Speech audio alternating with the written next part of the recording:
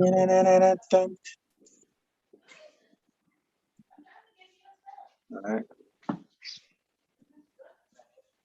All right. We are being live streamed. Live streamed. What up? What up? What up? What the fuck is up? Oh, I gave y'all something new for season 3. It's your boy T. Hey, it's your man B. What's going on, brother? You on the ride up. Season 3, episode 4. Oh, Chris Webber episode. Full flow. Full flow. All right, bet. Chris Webber episode. Hey.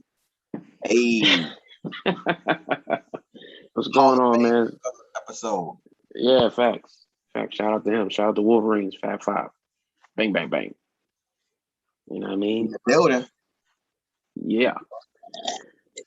What's good? It's been a long time. It's been a while. Without a dope pod to step to. I don't care if Uncle Jalen said it. I'ma say it too. I don't care if it fits. God damn it. What's going on? We got a lot to talk about. A lot of things to talk about. We're gonna probably miss some stuff. We got some guys waiting to get in to have a good conversation. Right. You know? But we got some things to talk about before we get there. Absolutely, man. What you want to get to? Minute. Shout out to them. Shout out to our guy Steve, Night Train 357. He's done some big things over the last couple months, like for real. Like he's got a I don't know if it's his music video because I didn't unmute it, or a new music video, or just a new like short film piece that he's working on that is coming out very soon. So shout out to him, man, and everything that he's doing. But yeah, man. What up? And shout out to High Style, sponsored. You know? Endorsed. Regularly worn. We put work out in red. We put dirty. Yeah, we put dirty work in like Rodman. Yeah. Shout out to Partisan Fontaine too for that. Yeah. Do the dirty work like Rodman. Yeah. Yo, he's underrated at this point, bro. I'm just calling it like one of my favorites. Hey, listen. Yeah, you guys. I don't even know if we got the time to do like. Listen, so to the audience, this is my best bro, but he's a family man. I'm a family man. We working, man. So we don't get to do the small talk as much as we used to. This is a fact. So I gotta stop us from getting caught up in the small talk so we can get into the shits. We got some shit to get into. Where you want to go? We want to talk about the Fat Joe? Let's see. The boy turned 39. You know what I'm saying? The boy turned 39. We're both at 39. I don't even know if he had a show since I turned 39. But yeah. The boy turned. Yeah. Happy birthday to him again, belated Virgo guy. The lovely Miss Lucy. Took the boy to Ocean City. We went and enjoyed the beach for a couple of days. Yeah. The hotel. Y'all had fun. Moms. Yeah. Had some great times. Right. Gained a couple pounds. Absolutely. Got to. But was at peace. That's a good thing. The water is peaceful. Like man. That's a good thing, bro. Man, it wasn't even about, the water was cool. We didn't really spend the most time on the beach. We just spent the time. I think being in the vicinity of waves kind of does something to you. You know what I mean? Like in Miami, like the last 2 times, Miami's so fun, dog. Just being with her is just like, it's dope. I wish I knew how fun Miami was. You should get out there with her. Yeah, I went once. We didn't do it justice. Pause. We didn't do it. I went once. I was supposed to have a good time. Yeah, we just hit the beach, and the beach was fun. The beach was cool. It got Shanghai. You know what I'm saying? Yeah, it got Shanghai. Yeah, the beach was cool. It is what it is. Yeah, that was wild too. Anyway, we ain't talking about that. We're gonna talk about it. Okay. All right. So look, ancient history. Let's see. We got so much to talk about. What we gonna start off with first? What you want to start with first? I'm gonna just congratulate your stand-up and say that during this last verses, your boy won, and it is what it is. Congrats to Ja. What would I be without my baby? That's on alone might break, man. And I don't want to go crazy because every dog is a lady. Yeah, Okay. yeah. Okay. So that's enough Ja Rule for tonight. that was all I could do. Hit after hit after hit after hit after hit. But real life, like it's good that he got his flowers. He needed to get his flowers for what he did in that era. You know, love it, hate it. You know, you're a club hip hop guy. You're like you're mainstream hip hop guy. You're not. Like he did what he needed to do for like 3 years, 2.5 years, and he was on a good run. And before that, he was always bubbled under the shirt, like right underneath the guys, Jay-Z, X, and Eminem and whoever else in that era. I tell you what, and Nelly. Initially, but he did his thing for 3 years. Initially, it was longer than 3 years. But listen, initially, I was happy and excited for. It was. Shout out to Fat Joe. You can't call women that you collaborated with Dusty B's though. I mean, so but shout out to Fat Joe. I'm a fan of Fat Joe, so I can't. We're gonna address that later on.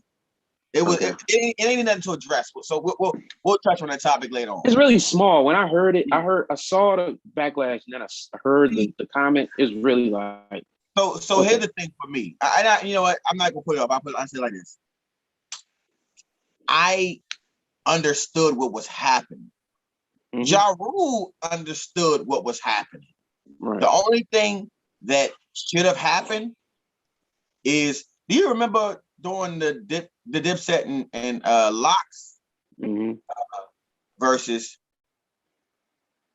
They said bitch on one line. Don't say SMD.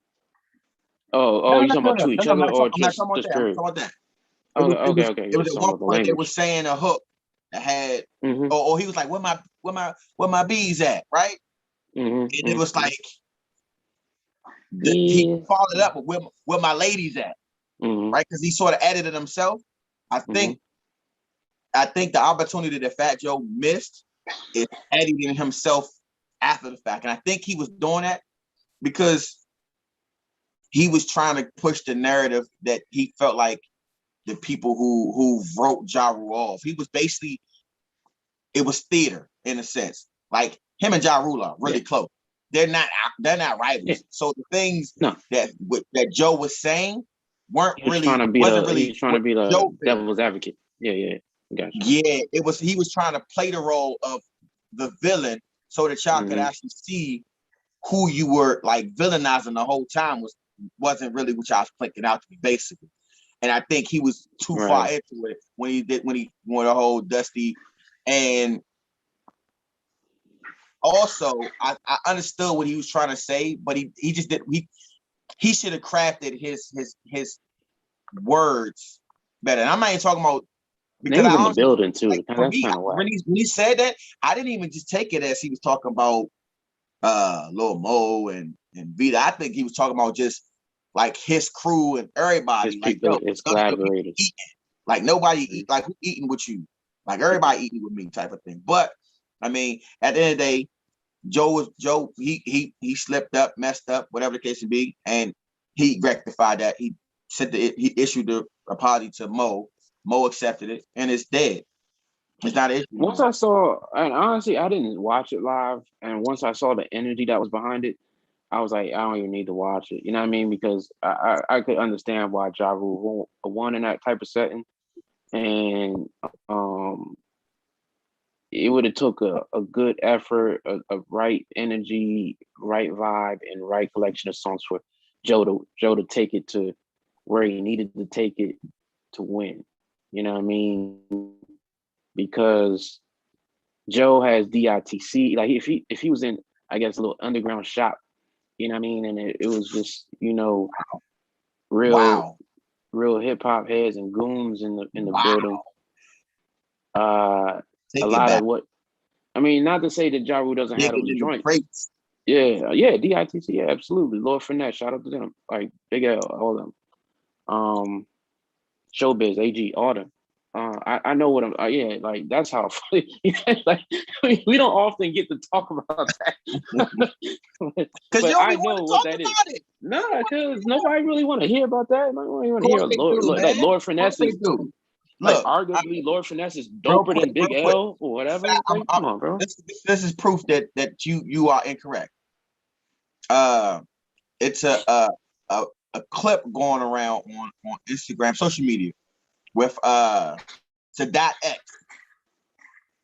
Sadat X is an early '90s rapper from Grand Nubian. Super dope, and on one of my favorite top 5 joints for come.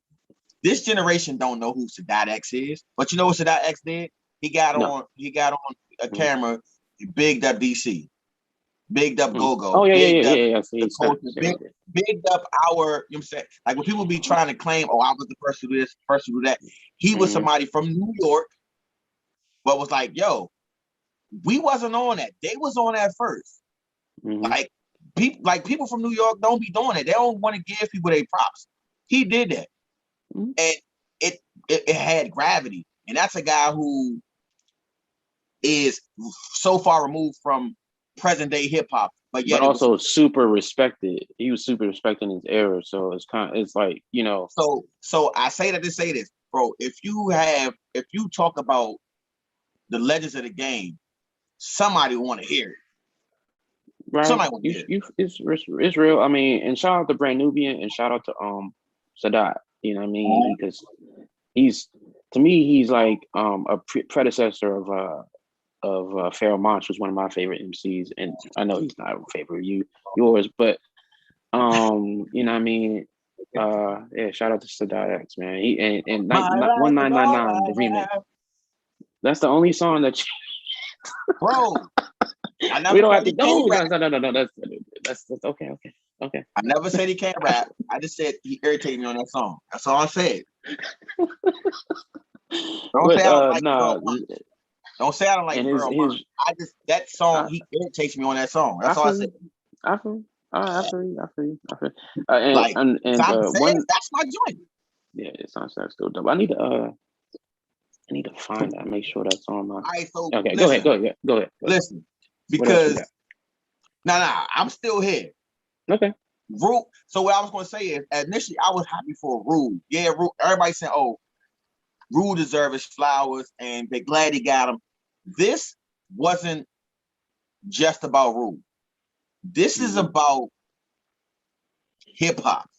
And I don't think they should have done it so close to the Locks camp. It was perfect. It was timing. Everything. I don't know if it was because I think Fat Joe got shitted on. I think Fat Joe. I think Fat Joe got the short end of the stick. What's Fat Joe's slogan? It fits for him and Rule right now. Yesterday's prices aren't today's prices. Okay, bro. He gave those ladies Birkins. You think he had to pay for that? No. Oh, absolutely no, absolutely. Swiss probably paid for them. Yeah. So imagine not having to pay for Birkin. Imagine Birkin giving you 2 bags. Right. Imagine 2 nice bags, because those girls can pay for those bags themselves. They might not even be available for them to get yet. Who knows? Right. Hey, listen, you got them.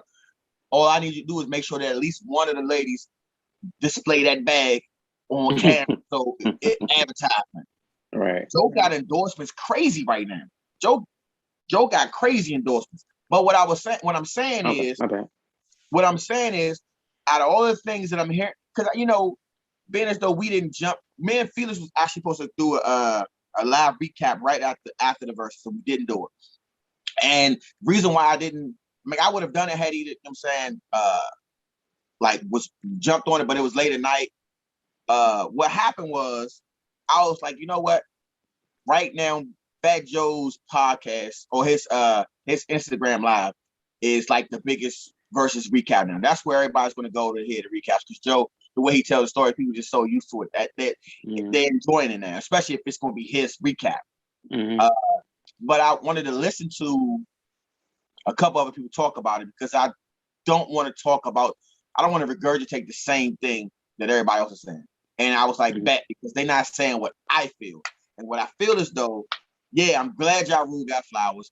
I'm glad Joe catalog got some light on it. Like, because Joe got hits. Ja got hits. But what's happening is I haven't heard enough people talk about the way hip hop is treated. The way hip hop treats itself. It's ridiculous. It's like you start off by you're not a fan of Ja Rule. We are like that's documented. You're not a fan of Ja Rule, and that's okay, right? But and all his songs. Just to say that I'm not gonna be revisionist. All those songs really aged well. I'm just gonna say that's the thing. You saying that now, and I'm not saying you wouldn't have said that 2 weeks ago, but there were a lot. People do this thing where they don't like an artist, or they want to write an artist off. The one thing, it's everything now. It's somebody, a basketball player or anything somebody puts into the atmosphere is now they're saying something doesn't age well. Oh, his songs didn't age well, or that didn't age well. Like, yo, 2 weeks ago, Ja Rule's music didn't age well. That's what they were telling. That's what people were saying. I thought even through the crunk era, I thought like people gained the appreciation for Ja's era. Nah, bro. Pop era. Like, listen, I thought that was the case. If I really, really wanted to, I can go through every hip hop conversation I've had on social media over the last 5 years where Ja Rule's name came up, and I just watch people just shit on his name left and right. And the problem is with hip hop, and it's only with hip hop, unless it's some creep shit like R. Kelly. That's a different conversation, different level. But people, when people got off the bandwagon, not only are you not on the wave, now they trying to erase your wave. And they basically tried to erase Ja Rule's run like it didn't exist. Like when he was in Milwaukee at a Bucks game, and they played him out at the Bucks game. Right. Like, it's Milwaukee. Yeah. Like even though they just won a championship, it's still Milwaukee. I actually thought that was kind of corny. I thought that was at the time even I thought that was corny because it was like, I mean, first of all, why is Ja Rule doing a halftime show? But like for Milwaukee, whatever. Like he's in your town. Like respect that he decided to come to your town. Like I don't get that. If he came to a Wizards game, I wouldn't boo him. Like I wouldn't that's whack. I think that's corny. Like, you know what I mean? It's just whatever. I can't call it. I mean, I think the what's weird about it is that like when has a big artist like that ever been at a halftime show at in Milwaukee? Okay. In Milwaukee? I would have listened to the 2-3 songs you can get off in 15 minutes and be like, all right, bet. Like the y'all cheer for old dudes climbing 50 chairs stacked on top of each other. Y'all, they would cheer for a 3-legged dog running in a circle for 5 minutes. Like, you really gonna boo Rule? Like the chart success doesn't say otherwise. Like if you are a certain age, you was bumping Ja Rule, so don't boo now. Right. You know what I'm saying? So now, I bet you if he was in Milwaukee again, the energy gonna be different. Yeah, the energy be different. Because the haters were put on notice.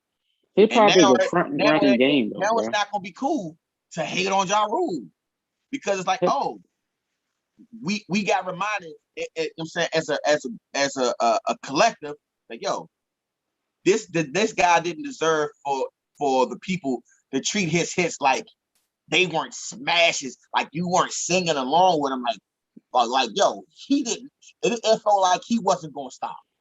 Yeah, no, it's hip hop is a front running game, bro. Like the baby, a year and a half ago, could do no wrong, could kick women in the face and all this other wild shit, right? He said something stupid on stage as a call and response, and now everybody hates it. You know what I mean? It's a front running game. Good example. Good example. Yes or no? Had you not felt like people resisting his star power lately? Before that, people wasn't like really rocking with him as hard as they was. Yeah, no, it was like because so it's okay. easy. So he made some like, okay, that's weird. That Jake Paul, him and Jake Paul move is weird. He said something else or did something else. You know what I mean? Then there was the family of the dude he killed in the Walmart came out and told their story, whatever. So it was kind of building up on him before, you know, what he did at Coachella, wherever, Smoking Loud, wherever it was. Smoking Loud. So it was building up. It was Smoking Loud. Okay, so it was building up. Rolling Out, my bad. It was building up on him before, but that was like the catalyst. Like, but that always happens. He made himself an easy target. Like it was already an X on his chest, and he just took a bucket of red paint and a big brush and went like this. Shit happens. It's the biggest, biggest example. Like I can name like Tiffany Haddish. Tiffany Haddish, like people. It's not even hip hop, like, but in the culture, like that culture or whatever. It's like they love you, build a beauty, build, and then somebody knocks a pin off of you that has a good, big enough voice, and then the pins to start start falling up from underneath you. So yeah, man, it's unfortunate, but it happens until somebody. You can slowly regain that. Like Wale gets hated on probably the most out of a lot of people. And not to say that he doesn't deserve some of that, but it's like, you know what I mean? He doesn't deserve all of it. He does. He's a, you know what I mean? Like he's got joints. He has bars. He's a complete bum. You know what I mean? He's not like this. Somebody you should like how people talked about him is just. Yeah, it was ridiculous. So it's like it snowballs one way, and then it can snowball the other way. It goes down a hill, then flows up, and goes down the other hill. You know what I mean? It goes up, positive, negative, positive, and you just gotta seize the opportunity for like Ja Rule did last week. Seize the opportunity for it to go positive. So, you know what I mean? Finally, after the feds invaded, prosecuted and all that type of stuff. So, man. I'm about to bring the guys in before they get in, and we have a conversation with them. Taylor Heineken or Taylor Bud Light again, whatever we're gonna call him. Hold that though. I wanna we got the bro.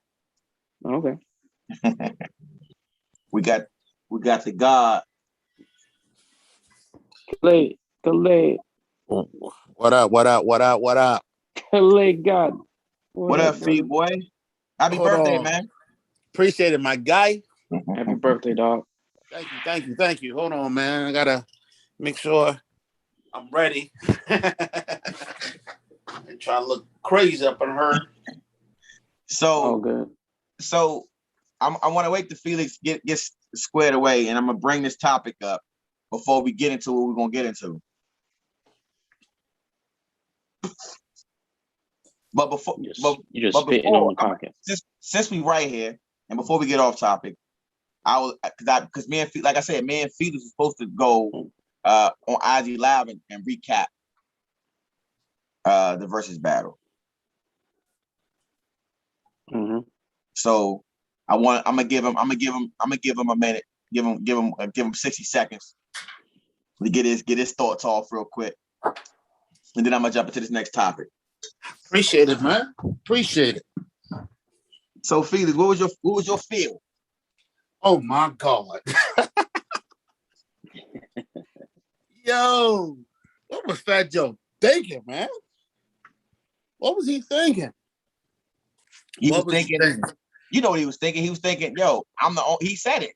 Yo, nobody's willing to give my guy a shot so he can put on. That's my dog. I'm gonna play the role. All right, cool. After Ja humbled him, as soon as he brought Lil Mo and Vita, I'm like, yo, it's over. It's over. You know what I felt like the one thing. Oh, you know what I felt like he was talking about. You know what Rue should have also done? What? He should have bought Chuck out on my down ass chick. He should have done that. He should have. Yeah. Because you know what would have been dope. And the reason why I say that, remember when before if I was them, before I brought Ashanti out, I would have brought Chuck out and had Chuck do the song. Because guess what? Chuck got a dope song with Joe on his Cartagena album, the same album as the John Blaze. They could have went and did that song together. True. And then Ashanti could have came out and took that joint to the next level.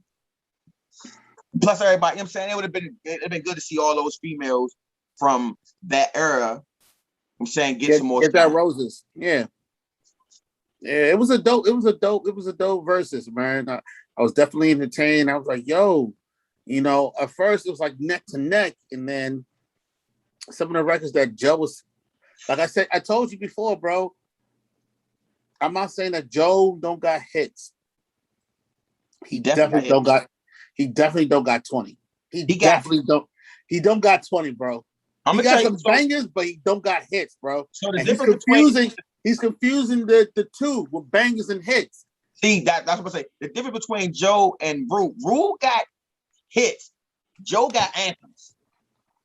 They ring different. Mm-hmm. All I do is win is an anthem. Lean back is an anthem. All the way up is an anthem. Them joints are anthems. And then people use those to think.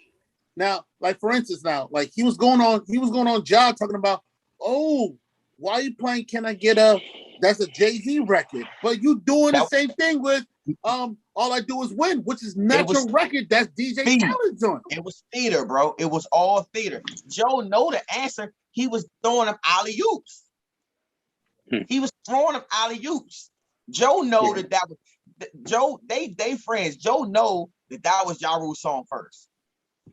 And to be honest with you, I was hoping just for the sake of hip hop, something I've never done before. You know what I'm saying? On verses where Ja and 50 would come to the stage and squash this whole petty thing. I was hoping for that to happen because if he can squash it with Fat Joe, if he can squash it with Jada, come on, bro. Like it's different though. It's different. You're getting money though. You can't compare. It's not like a real.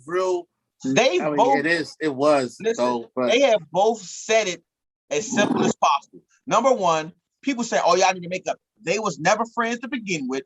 Two, the difference between Fat Joe and Jada, they ain't have no street beef between them. They was only rap beef. 50 petty, but they only had rap beef. Ja's teams and 50 team, they had situations off wax. So it ain't like, oh, kumbaya. It ain't gonna be kumbaya, but it ain't no, oh, I'm beef with him. 50 gonna troll anybody, not just Ja Rule. He trolls anybody that's goofy or do some goofy shit. You know what I'm saying? 50 doesn't just key on Ja Rule alone. Anybody that do some goofy stuff, 50 might comment on. It's just when Ja Rule is in the news, people be looking like, oh, here come 50. You know what I'm saying? Yeah. So I gave you 60 seconds, right? I gave you 60 seconds. Appreciate it. So, and before we get into it, we're gonna talk a little sports. They ain't gonna talk too much sports, but we're gonna talk a little sports. Currently, the Washington football team is 1-1, just as the Cowboys and Eagles are. But we are 1-0 in the division, so we are number one in the division, right? We're 1-0 in the division. We're number one in the division. We could have been 2-0, but we're 1-1. Right. We would be 2-0 if people stop getting in their own way. I was so out. You know what? I was not trying to bring Jinx to the universe. Watching that joint live right there, I was like, I pray to God that Gibson do not fumble that rock. And when I'm he not even fumbled talking that about shit, that. I'm talking about the fact that we 250 about to join the joint. I'm not talking about the Giants game. I'm talking about they could have won So am the I. Chargers. So am I. That just killed the whole stadium went quiet. I was like, this is game. This Here's game. the thing. Hey, we about to That get play into it. call. So what? Listen, only reason I want to talk Washington football team first, because we not gonna stay on here. We about to talk that shit with the fellas, right? But I wanted to say this. Last year I said the Skins needed to do what? Run with the young bull. Did he not look like he should have been starting the first game? What's that? He should have been starting. How you doing? He got Breeze in the building. All I'm saying is he should have been starting, and then he came out and looked really good in the second game. No, Well, it wasn't good. It wasn't good. What you about?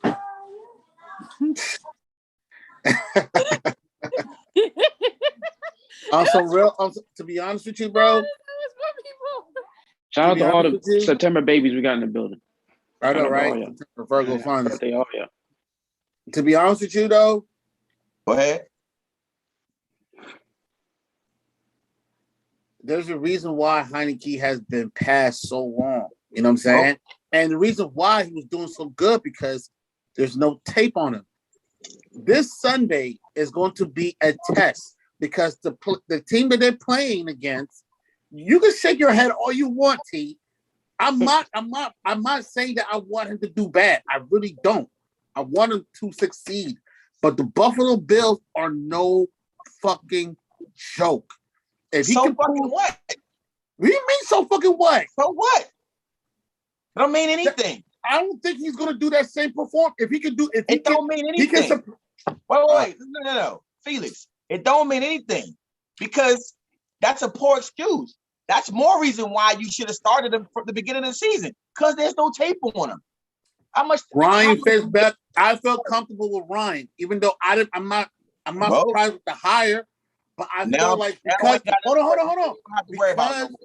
Because Ryan Fitzpatrick has been performing well in practice, and Heineke is not. One thing I understand about Heineke is that Heineke will perform awful on practice, but during the game, he's alert. That's one thing about Heineke. Hey, listen, it's your job as a coach to make the best decision.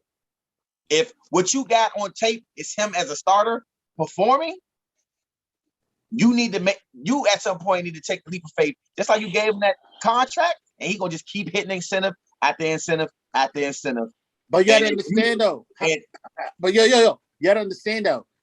With the 1 year that they signed Ryan Fitzpatrick, you have to start him. That type of money that you paying them? No, you don't. No, you don't. 10 mil? You have to start him. You don't. They're paying Tyler You Heineke have to win. Peanuts. They're paying him peanuts. If you paying a quarterback this amount of money, you're supposed to start. Period. If not, release them. Shit. Felix. 10 mil is not 10 mil for a quarterback? That ain't shit. What Fitzpatrick is getting is not enough to say I have to start him. Bro. But hold on. It was based on one game though.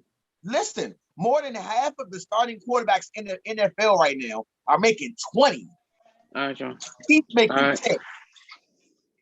So if you got a gut, if there's some says, you know what, he ain't working out, you ain't got to cut him. You put him on the bench. You still can get your 10 mil out of him. You paying for veteran leadership. Veterans the only thing that is separating from Heineke and Fitz, Heineke is more mobile. That's it. Period. Well, the other He's thing normal. is, I think you know the real reason I think they were kind of scared to, other than it being only like a game and a half worth of tape, or that they even had, you're talking about the football team, Rivera and his coaching staff, is that he's 5'9". He gets short every time we talk about But him, he's bro. listed as He 6. is 5'9". No, he's not 5'9". No, he's He's not. not He's definitely 5'9". not 6'1". He's 6'1". He's the same height. No, with, he's not. No, he's not. No. He's not He's the 6'1". same. Man, Hold he on. gonna be a whole Time out. Hold on. At first, I thought he was 5'9". He's the same height as AG, Antonio Gibson. They both are 6'1". So he's legitimate 6'1". At first, I thought he was 5'9", but he's 6'1". But the problem is that I'm afraid he's going to get hurt. That little highlight reel that he did against the Tampa Bay Bucks, he extended his shoulder. What else? When he gets hurt, what happens? Number 8, Kyle Allen? Right. Bro, everybody gets hurt. It's how you get hurt. It's not even how you get hurt. You got to stay on the field. Hold on. It's how you get hurt. Now we're going to go back in history, back to 2012, back to Bob. If Bob learned how to slide and all that shit, do you think that they would have won more games, or they would have? He had more problems than just sliding, bro. He had more problems than just injuries. It was more than just injuries with this dude. He got a name, bro. He ain't this dude. Say his name. The whole organization it was more than just injury with him. Oh yeah, the whole organization. It was philosophy. It was youthful ignorance. It was a coach that wasn't supposed to. Ego. I mean, I get it. Okay, I'm just saying this is recorded. All right, I have no problems with Heinicke. If he's the starter, so be it. I think he should start the whole season. I don't care if Fitzpatrick is back. Now, this is Heinicke's team. All I want for Turner, the offensive coordinator, is to get these top-notch players involved. Meaning, get McLaurin, get him involved. Get Cam Sim involved. Get Humphreys involved. Get him involved. We have Carter. Carter is booming on special teams. We're good on that. Get these people. We got these top-notch players on offense. Get them involved. Logan Thomas, get him involved. Stop doing this abracadabra doses, ABC, vanilla. I can predict what type of damage you're doing. No, I think he called a solid game against the Giants. He called a solid game against the Giants. I mean, I agree that in week 1, Terry McLaurin didn't get the ball enough or even get targeted at all. He was not getting the ball until. But versus the Giants, stepped on the field. Yeah, but versus the Giants, he had 11 and 107. So, and then I saw a little glimpse of the rookie Brown. Brown is going to be a stud. Like a New York Giants game, that dude is going to be a freaking. I'm just waiting. I'm waiting. If Curtis Samuel comes, bro, offense is going to be booming. Because I know for a fact that it's going to take maybe 4 or 6 more games for the defense to be in sync. Yes or no? Our secondary is Will they beat the Bills? Yes or no? We beat the Bills? Probably not. Yes. I was gonna say that's crazy. Let me tell you. In Buffalo? I'm gonna say no. And the reason why I say that, the reason why I say no,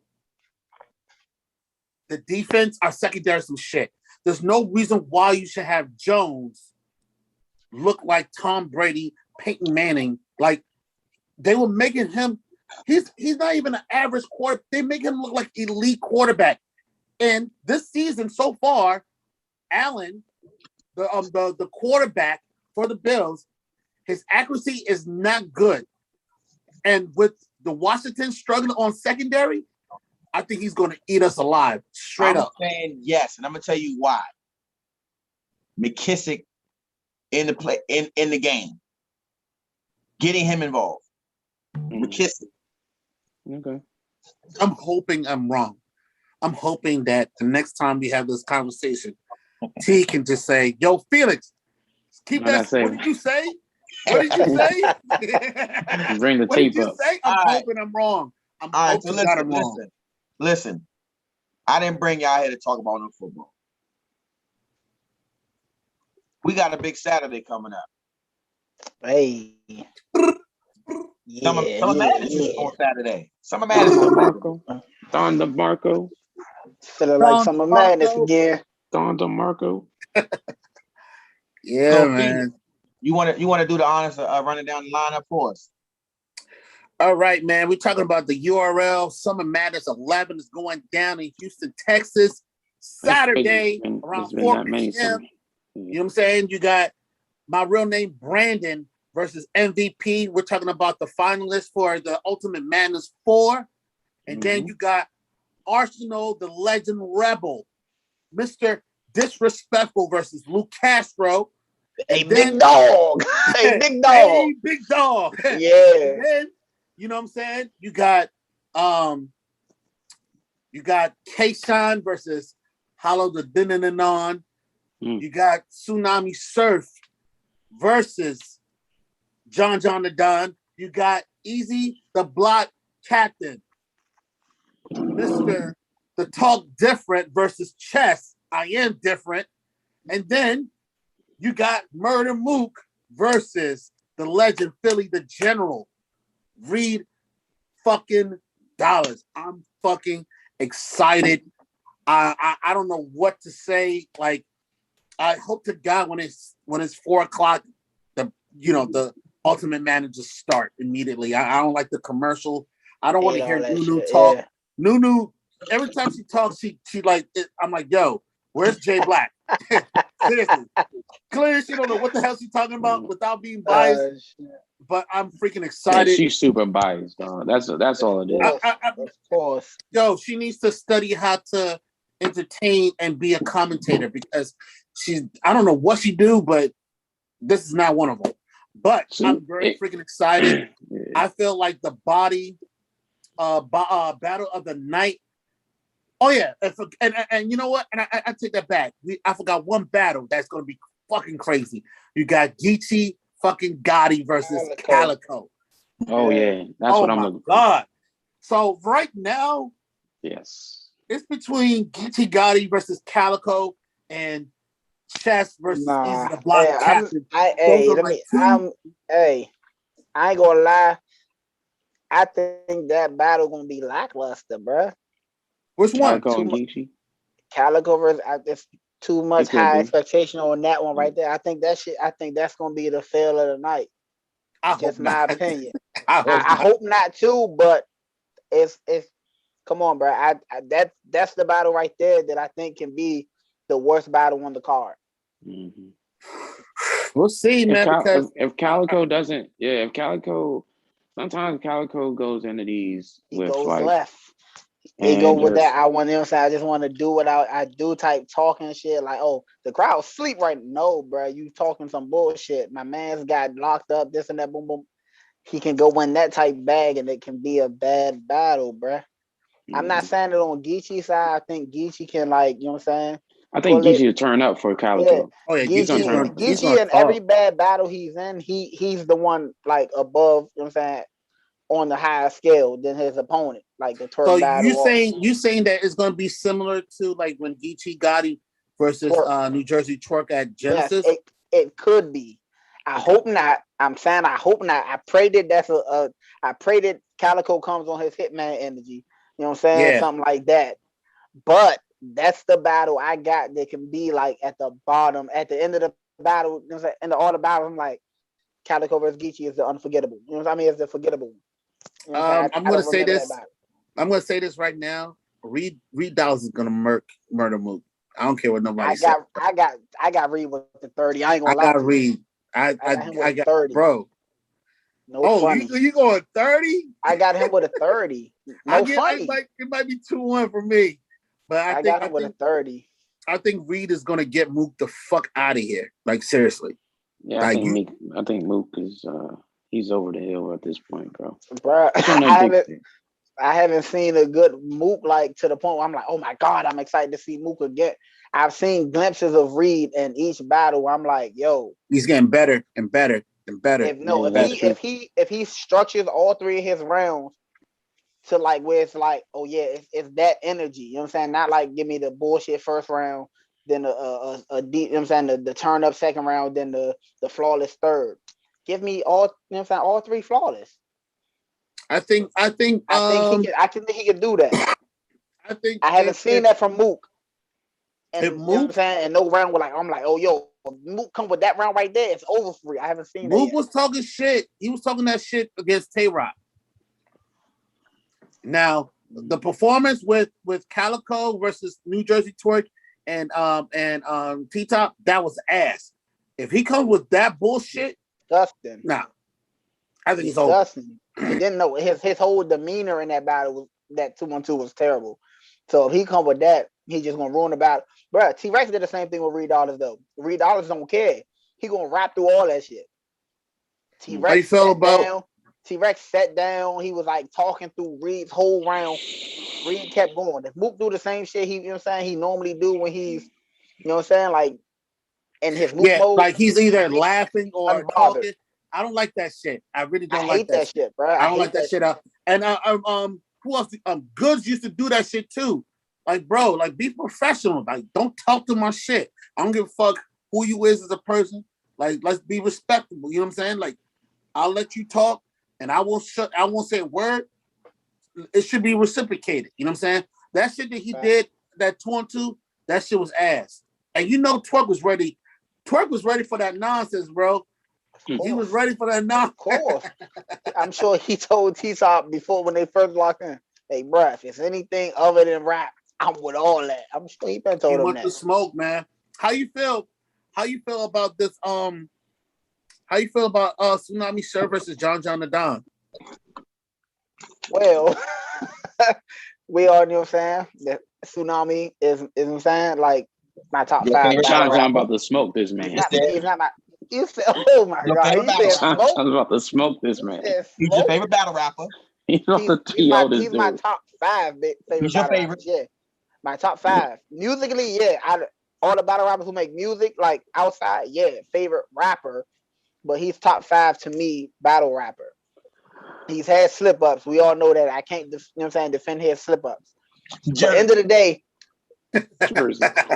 crown the phrase, didn't he? He got the whole Jersey saying Jersey. Fuck you talking about? But end of the day, trendsetter. It's a crown. At the end of the day, B. Back to B. It's a crown. I can't, bruh. When have I ever seen? I have never really seen John like just kill somebody for real, other than motherfucking Jack. Stop it. John, not that for real, bro. I've never been like too tough. Surf is gonna shoot himself. How about Chess? How about Chess on Genesis? He kind of he got Chess the fuck out of there. He made Chess look bad. John made himself look bad.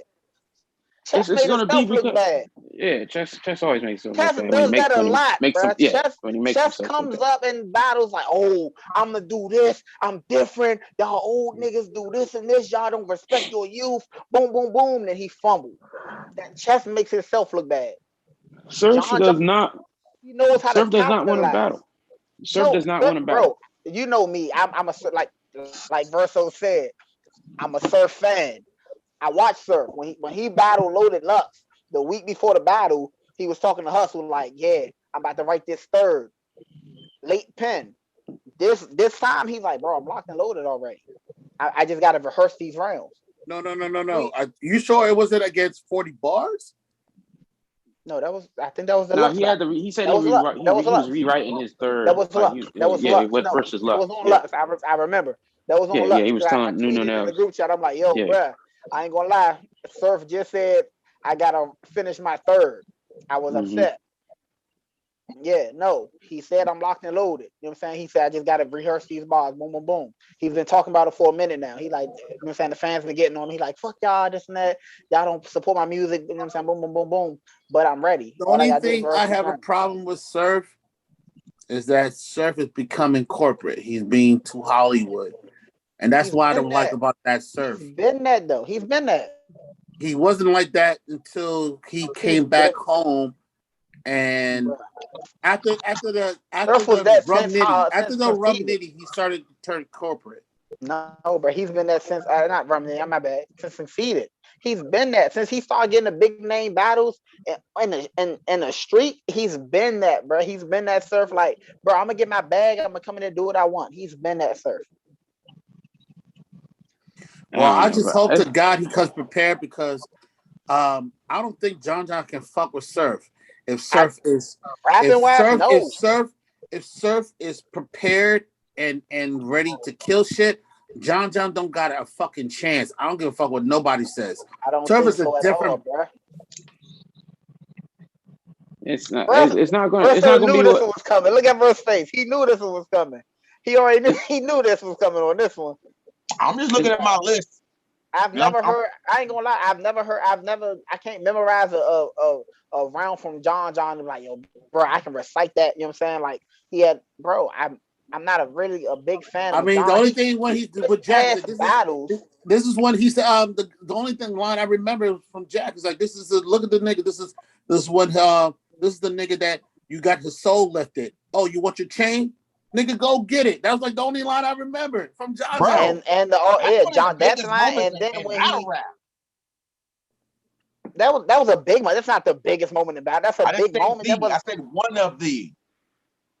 That's low at the list of the biggest. Yeah. No, for John.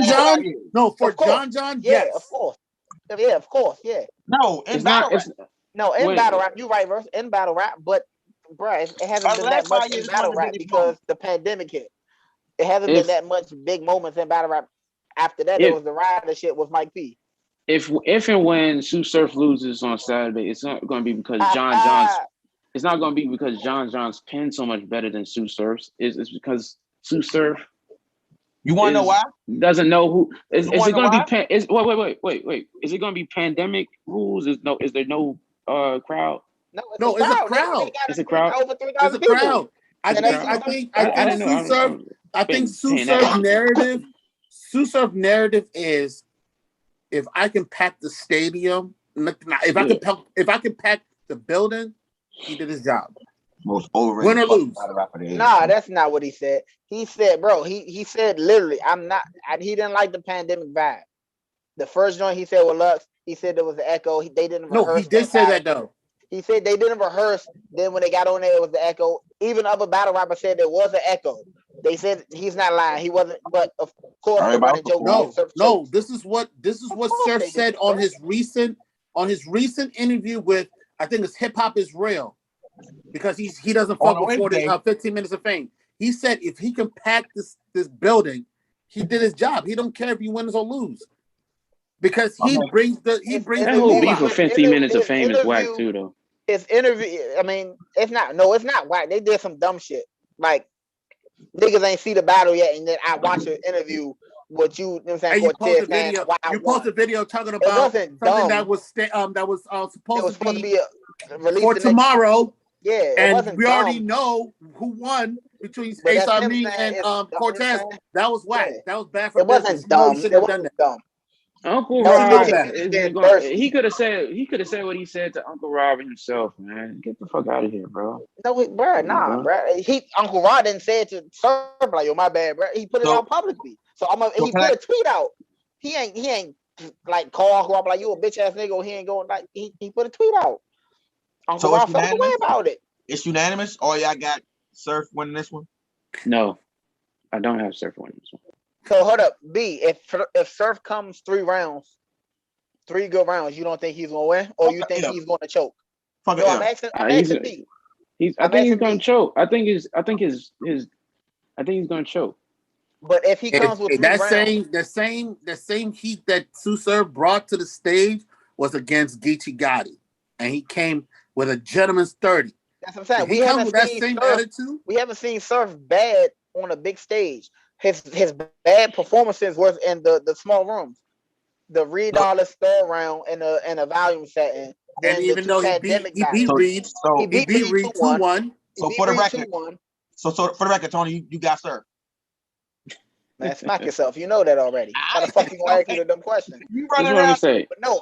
I just asked B. I said, if Surf comes 3 rounds, do he No, have no. John still? No. I know You know my answer already. You know my answer. Yes, I have Surf. Felix, you got Surf as well? 2-1. But no, I'm asking Beats. Beats still haven't answered my I'm gonna question. say no. Wait, 2-1, okay. 2-1 or gentleman's 30. I'm gonna say this. It's gonna be John. Is if even if Surf has 3 rounds, no respect because I think because I don't think I just don't think Surf's pen is on point right now. So and John's been battling way more active than Sue Surf has over the last 8 months. So B. And give me a Hold on. John. Yo, I don't have to do that. I'm asking you to give me a quotable line from John since he's been so consistent in the last few battles. I don't have one. I just know that Surf is right now. B. Shut up. Are you taking your vitamins today? 40 bars. 40 you bars. What do you do with 40 bars? He has a quotable line in there. What are you talking about? Who cares if you got 40 bars? You just lost to 40 bars. The reason why Tsunami lost to 40 bars because he was doing too much on the third. He was trying to freestyle me, and it backfired. Come on, bro. Stop it, bro. Who cares? Clips freestyles his thirds all the time. He still loses. They lose. He's a loss. L. Take that L. Bro, take an L. You freestyled and lost. You trash. Don't freestyle next time. Don't freestyle next time. Don't freestyle next time, nigga. But I literally just asked you a question. If he comes written with 3 rounds, does he beat John? Yeah, I don't. You said no, but I just asked you. I don't see that. Some John bars out of his consistent battles, and you can't. John's not that. They both going to be average. They're going to be average. That's 2 different questions. It is. You asked 2 different questions. The first question is, Brian, if Sue Surf come with 3 straight rounds, do you think he's going to lose? No, but his answer was no because he said no because Sue Surf's pen is not that. Yeah, it's off stage presence and off of. No, it's not. No, listen. It's not off stage presence. No, wait, hold on, first. I'm gonna get clarity real quick from you. No, wait. I'm trying to get clarity from you. Go ahead, bro. When you saying 3 straight rounds, you mean 3 straight rounds of not choking, or 3 straight like Surf quality rounds? Yes, 3 rounds. Yes, three complete rounds. Like Surf quality rounds, or just nigga. If he's completing the round, it's a Surf quality round. Yes, 3 Surf quality rounds. Bro, he's been practicing freestyling in his last few battles. But what I'm saying is, if he freestyles and fills his round out, will you consider that a full round? No, because he's not Charlie Clips. I'm talking, bro. He'll rebuttal in the beginning of his round, and he goes. He always rebuttal. He always rebuttals in the beginning. That's when he messed up with the 40. He started rebutting in the third, and then he was like, looking for clarity. So basically, 3 rounds of Surf is 3 rounds. 3 Surf rounds. Surf.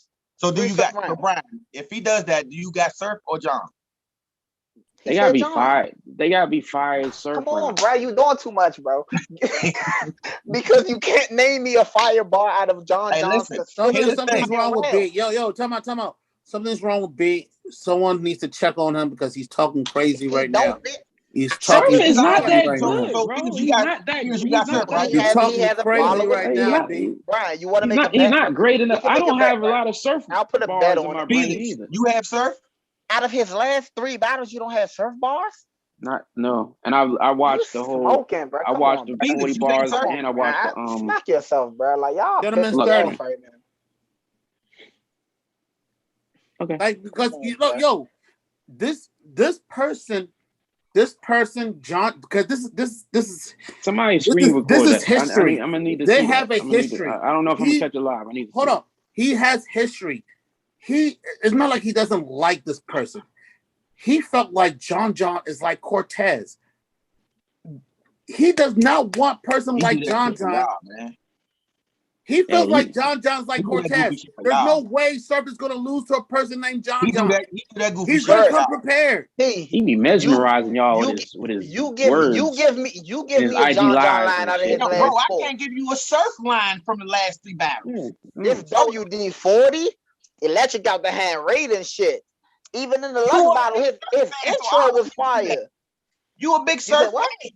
You are a big Surf fan. Like Bro, I can give you calico bars. I can give you chest bars. Everybody on this wait a minute. Wait a minute. I think out of everybody in here, I'm the least one to ask to quote a rap a battle rap bar. That fair? Felix, give me a John bar out of his last consistent battles, which is all consistent. Give me a John bar. Give me the last L John took. I just told you. Who? This is a nigga that been this is a nigga that are you drinking 1800 straight? You want the chain? Nigga, go get it. He lost the ill will. He had a debatable with Ace Amin. What do you mean his last L? What can you talking about? It was debatable. What can you talk about? Ace Amin took that. Stop it. Ace Amin took that. Say, quote something from Ace Amin and let me know he won that battle. That's not how I judge behind the glass line. Here we go. You just asked me a question. All right, you got it, Brian. Hey, Brian, what you betting, bro? What we betting? What we betting, bro? I want to talk to people, Brian. You gonna say Surf won as long as he don't choke? You gonna say Surf won? I'm not doing that with you. On God, I won't, bro. On God, I won't. Oh man, whatever, dog. You said he beat Lux. All right, I didn't say he beat Lux. No. I said I did not say that. He definitely lost to Lux. If he Lux didn't got him the choke, fuck out he of had there. better material. He didn't get him the fuck out of there. He had better material than Lux. Lux was so average in that battle. If Surf didn't choke, all right, bro. If he didn't choke, no. Hold on. Tony, wait. I disagree. Hold on. I disagree with you with battle Lux. rappers The have said first that 2 before. rounds. Not me. Battle rappers have even said that. The first two rounds. Smoking. It was not. No. The first 2 rounds, Surf. It wasn't clean. He was stumbling. It wasn't clean. That's why I just said it. I just said that. Hold on. Even Surf said that he lost. He lost. This is non-podcast dialogue. Real quick.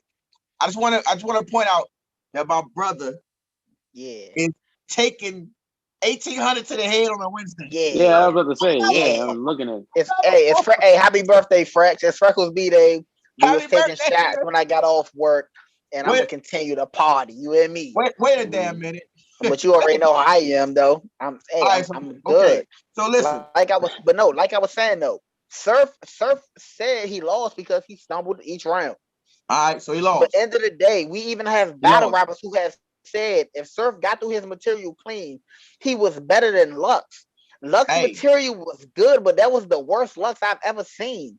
He must have knew Surf was gonna choke like he always do. All right, so I know.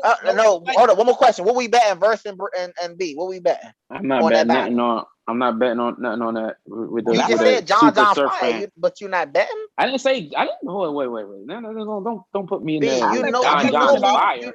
You just said that. No. You just said he got a consistent pen and Surf pen ain't that. I said he's battled more consistent, bro. It's subjective. Yeah, he's battled more consistently. That's a fact. Surf lose. This is why y'all making it weird right now, bro. No. I'm not talking about this. I'm talking about lose. Your money is to you. Betting and all that other stuff. Not just you, but I've seen other people talking about it. It's like I've seen way too many people complain about. I hate battle rap on caffeine. It's like, yo, battle rap fans are watching these battles and they're voting. And then when the vote don't go in the favor of the person who they think won, it's these votes is crazy. But people like you are the ones doing the voting, right? Can I ask the question? Who's doing the voting? Are all 4 of us watching the battle? I'm gonna try to get on there live. I'm watching. I'm watching. I'm not missing that. I'm not missing that. I'm obviously gonna watch it. I don't know if I'm gonna be able to watch it live. Okay, but so B said he might not watch it. No, I'm talking about live. Not live. No, he said he's gonna try to catch it live. Yeah, I'm gonna try to catch it live on Saturday. Okay, so all 4 of us can be the judge. Felix is very honest. I've listened to his critiques on every battle. You know what I'm saying? We watch. We can be all 4 of us can be the judge. None of us are biased. I swear, bro, all my life, bro. If I feel like Surf lost, listen. The 2 people. Hey, Rod, don't paint me out as no John, the John fan like that. I wouldn't feel comfortable. You caping for that nigga right now. You got I didn't cape for him. I just said he's been in the You got the Superman skin on Fortnite on that nigga, bro. If somebody been in the field more, then they've been in the field more. Surf is trying to be a broadcaster. Because he battled more people. The 2 people in battle rap that I can't honestly. You're more consistent. Yeah, that means you. He has battled the lesser competition. Who cares? I don't What listen. do you mean? He's been in the field more. If you in the field with a nigga Surf's with a been 22, you got a 30 field clip. twice. What are He you lost scared twice. of? Hold on. He got Yo, a B, deuce over there. Tony, He hold got a on. deuce. I got a chopper. Hold Why am I worried about that? on. Yo, What you T, talking what did you about? say? There's two what? The two Surf's, people, no, the oh, two my people bad. in battle rap who I don't think Tony can give a true, unbiased opinion is Surf and Reed. Because those I know are his two favorite rappers. Like Reed has Reed lost to John. Reed lost to Chess. Reed beat T-Rex. Reed beat fucking Rum Nitty. Reed lost to Rosenberg Raw. No, that was a debatable. Rosenberg Is Raw. he gonna be Mook? I think he is, bro.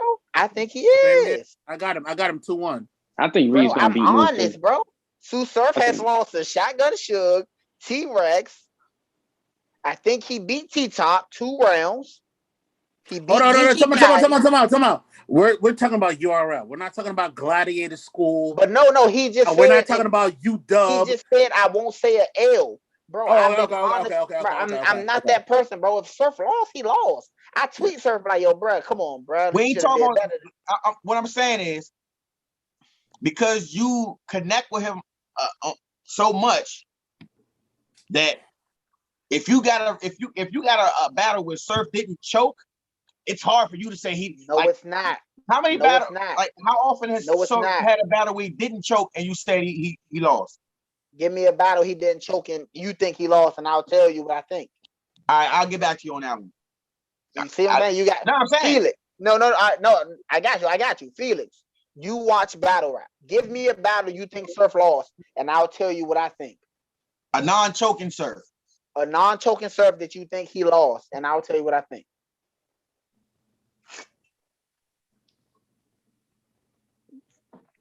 Damn.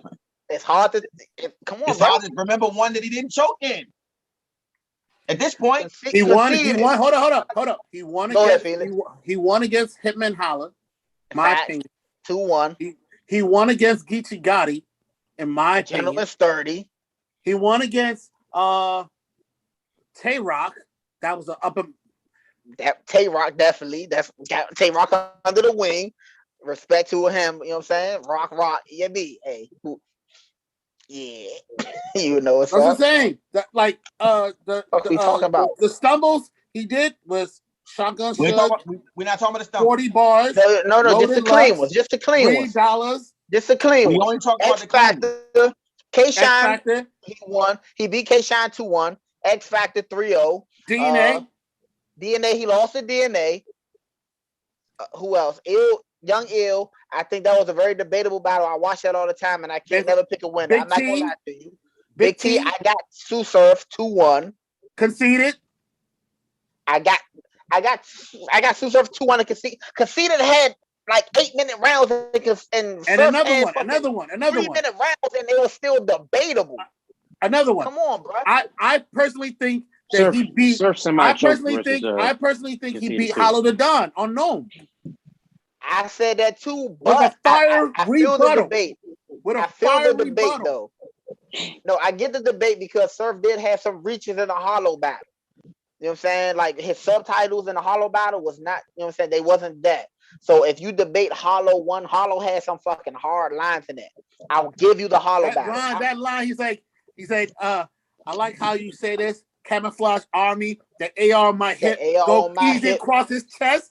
Come on, bro. Who said that shit off the top of the dome? Come on, bro. But end of the day, like I said, I'll give you the Hollow battle. If you say Hollow beat Surf, I give you that. The crowd didn't even go for Hollow's Sue the Feds line, and that was like a hard line that was in there. It was decent. Right. So we need to move on for Surf. I'm still asking about the bets though. We got two people who are not betting nobody. I'm not betting. Brian. You're scared of bet. Just say that, bro. Who's judging it? That's what I'm saying. Who's judging it? We can be the four judges, bro. No. I put 5 on it. I who you want? He's scared. I got your 5 verse. Me and verse 5. B. I bet. I'm here with the 20. 20. saying, There I'll you say whoever go. That's all I 20. gotta say. All right, bet. You ain't have to throw no 100 up or nothing over 100. You can bet 20. All right. So I got 25. Who do you have? Who do you have right now? We have. This is a grudge match. We got K-Shine versus. Whoa. We ain't there yet. Uh-oh. Luke Castro Arsenal. Oh, you going in order? Okay, you going in order. Okay. I'm going in order, even though I did start with Surf and John because I know that was Tony. Yeah, you dropped out. That's. But Come on, bro. Here you go. Who can read? Y'all got Reed. I got Reed, Yes. bro. Yeah, I got Reed. I got Reed. Yeah. Reed's been good. Bro, I'm not gonna lie. No, I got Reed because Mook been giving Reed more fuel by playing with the Philly thing. You know what I'm saying? He on fucking line playing with Philly. Yeah, I got Reed. Do you know that it takes Mook like less than 3 months to finish a fucking sentence? Yeah, his big stage. Listen to him talk. Listen to do interviews. It's frustrating. I'm like, what the fuck are you talking about? You went to college, bro. Like, now, you know what I'm saying? If you from that block over there, then you know shit go like this over there. And if you go over there, simple question. I ain't asked you about none of that. Thinks that he I ain't asked you about that shit, bro. No, let me finish. Let me finish. Bro. That nigga wild, bro. So Geechee and Calico, everybody got Geechee. Ooh. Right? 2-1 Geechee. Ooh. I'm not voting on that. I'm gonna be a fucking fan. I just can't wait. No. I can't vote on that one, bro. I got 2-1 Geechee. If you sit on the toilet long enough without taking a shit, you're gonna get hemorrhoids, bro. No COVID, you hear me? Bro, this is one of my favorite battles. I'm a huge fan of Geechee, and I'm a real fan of Calico. I can't. You're a bitch. I can't, bro. I'm being 100. I'm keeping a buck. I'm not talking about you. I'm talking about Nah, bro. I ain't gonna lie to you. I think Calico gonna try to real nigga Geechee, and this just gonna and it's gonna go back. No. I'm just saying. I think he might get the first. I got Geechee 2-1 though. I think Geechee gonna close that shit out clean, and Calico gonna be. No, I'm just saying. We're talking about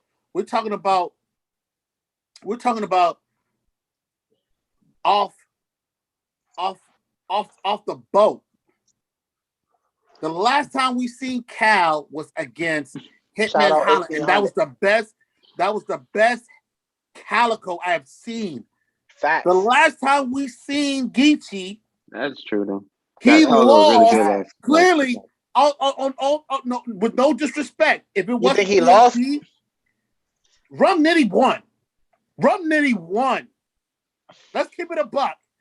I gotta watch it back again. I think that was debatable. I gotta watch that. Yeah, I think it was debatable. But I gotta watch it again. Talking to him. No, Rum was definitely talking, but Geechee was talking too. I gotta watch it again. I think it was debatable. Come on, bro. Let's be real, bro. Come on, bro. No, real life Phoenix, no funny shit. I think real life, everybody like because it's Rum Nitty, everything he say to oh my god, Rum Nitty.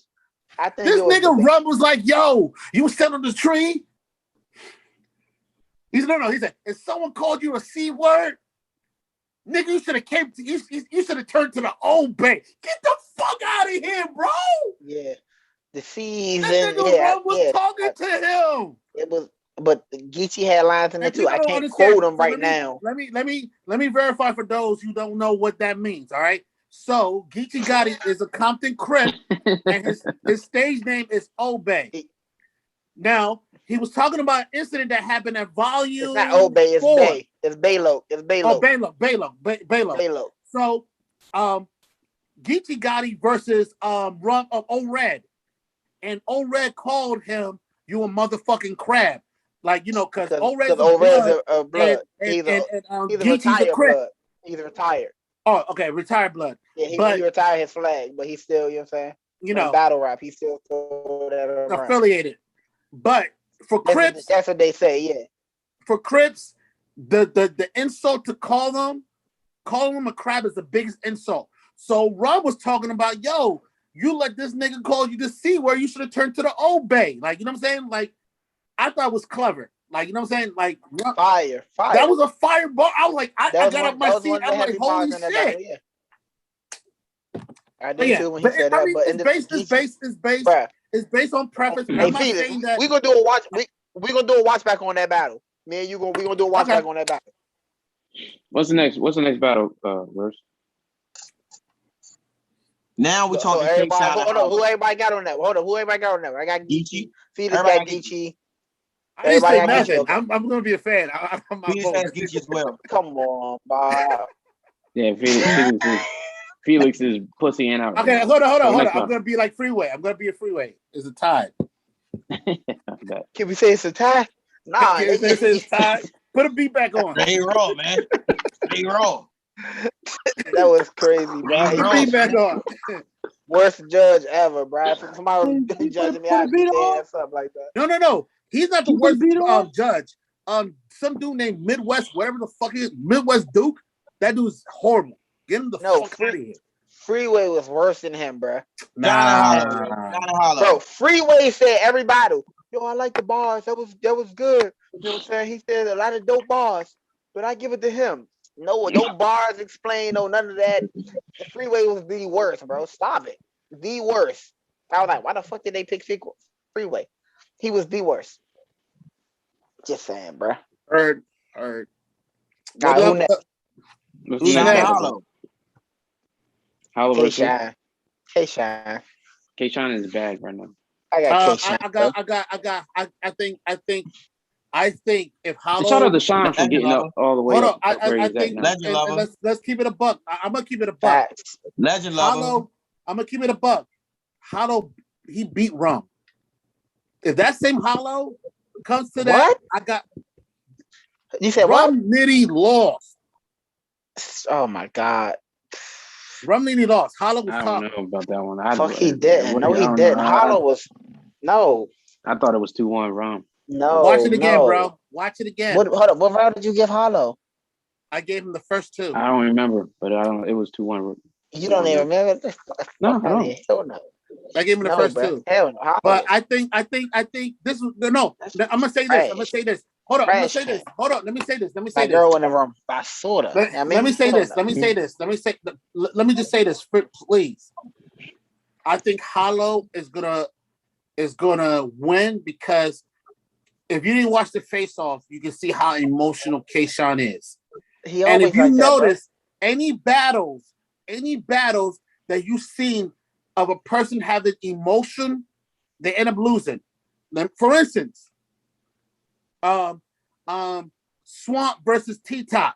No, Swamp, that raised. No, can't compare that. I'm telling you, bro. Can't compare all that. the freaking time. No, you can't. No, you can't. You can't compare that. No. Not with K-Shine, because that's his emotion, bro. When he battled every face off, he has that emotion. He's gonna choke. You think K-Shine gonna choke? No, you haven't seen K-Shine choke. We can bet a dub on that. I think he's gonna choke. Felix, we can bet a dub on the choke. I think he's gonna choke on the choke. He's gonna be so emotional, he's gonna choke. It happens every freaking time. When the last time K-Shine choked? I haven't seen it. Yo, hold up, come on. I just gave you an example. 2014. Hold up, I just gave you an example. I've never seen Swamp choke, and he did. What? Swamp choked before? That was his first time. That was his first time choking against T-Top. No, he's stumbled to choke before. Where? Swamp? I've only seen Swamp battles. What battle? I got put up. I forgot. Wait, hold up. Who battle? Give me a minute. I'm thinking about it right now. It did happen, bro. Swamp fucked up before. That 2-on-2 shit? That was before. No, not the 2-on-2. No, not the 2-on-2. Give me hold up. Whoa, let me think. Hold up. I'm drinking. Give me a minute. I'm gonna think about it. Confusing what I mean, bro. This is the first time I have seen Swamp choke. You have seen it. Swamp has fucked up before. He said he's fucked up before. Let me think about it. Right, I'm about to look it up right now. Go ahead, but continue your rant though. Either way, that's on the app. Continue your rant. Yeah. His point is that when you bring too much emotion into the battle, it can mess your focus. K-Shine said. No, listen. Thank you. That's all I'm trying to say. That's the reason why I feel. That's the reason why I feel that K-Shine might choke, because on the interview before they released it to the world, Hip Hop is Real and 15 Minutes of Fame, They was about to fight outside. That's how emotional Kayshawn was. I think they're selling the fight because he told him. He said we gonna fight. He was mad inside the joint. No, they're selling the battle. They're selling the battle. Yeah, that's K-Shine. He felt disrespected in face off. He probably kept talking outside. Harlow was like, "What's up?" That's K-Shine. But no, K-Shine said he had to kill Verb because Verb beat him when they was in the house arguing. When he was talking about no. We're not talking about that. That was different. How we not talking about? You talking about emotion? We're talking about emotion. He was not even that emotional, bro. I've seen Total Slaughter. K-Shine wasn't emotional in the argument. It was a friendly It was a friendly talk, bro. If we having a friendly talk and I say I beat you the fuck up, that's a friendly talk. How? Hold on. That's a friendly talk. I beat you the fuck up. Hold on. Let me ask you a question. Hey, I beat you the fuck up. Tony, let me ask you a question, bro. Can I ask you a question? Yeah. Did you see the face-off against Hollow? Yeah. Do you not see the type of energy that K-Shine was? Did you see the face-off with K-Shine and Av? Did you see the face-off? No, he said let's step outside. Did you see the face-off with K-Shine and Av? When K-Shine kept putting his finger in Av's face and Av said, "Yo, don't touch my face." And K-Shine hopped up on Av. Av 300 pounds. K-Shine is 5'7", fucking 160 at that. That's his energy, bro. That's what I'm telling you.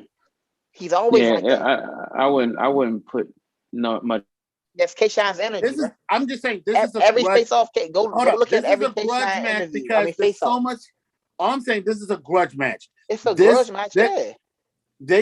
K-Shine has been talking shit about Hollow for years, to the point where DNA got involved. You know what I'm saying? Like you said, like you said, I feel that all this energy is I'm just saying this. Like when it happens, I'm hoping it does not just for classic purposes, but when it does happen, Tony, I'm gonna be like, what did I say? So how much do you want to bet on a choke? I just asked you that. You ain't asking me. How much you want to bet on that choke? I'll bet you $1. See what I'm saying? Y'all niggas ain't confident with yourselves, bro. Y'all $1. I bet you shout out to K-Shine. Sean choked in a minute, bro. He's focused. He's the one who pushes he's the one who was trying to get Twerk on the same page. Like, bro, let's practice every day. We not choke. We don't choke over here. Shout out to K-Shine for coming up from being a sidekick, basically the third or fourth guy in Dot Mob to being his own guy. Facts. And, just from hard work and getting a hollow battle, getting this hollow battle is a big deal for him, I think. So I think that's where you see the emotion from, but you're going to see the emotion turn into a great performance. And the emotion from him is coming off of all the wins. He's doing great. He hasn't choked in so long. He went a whole year but without he's still taking a year without taking he went a whole year without taking an L. Without losing. He could have been better. He could have been champion of the year. I'm a big Shine fan, but I was disappointed in the battle, the Pat State battle. The Pat State. That shit was I ain't gonna lie. I ain't watched that. That wasn't on Shine. That wasn't on Shine though. I heard it was bad. No. That wasn't on Shine. But Shine's material was not like it was okay, but it wasn't ass, bro. Because that battle was ass. That material was ass. Pat State was super trash. Pat State that was the worst Pat State I've ever seen. That was the worst Pat State. But K-Shine should have got him the fuck out of here. That material was ass. Yeah. It felt like an end of the season win against a team that ain't they can't win a game anyway. It's like you won just because it's a team that can't win. But Pat State's better than that. And it's weird. It was very weird.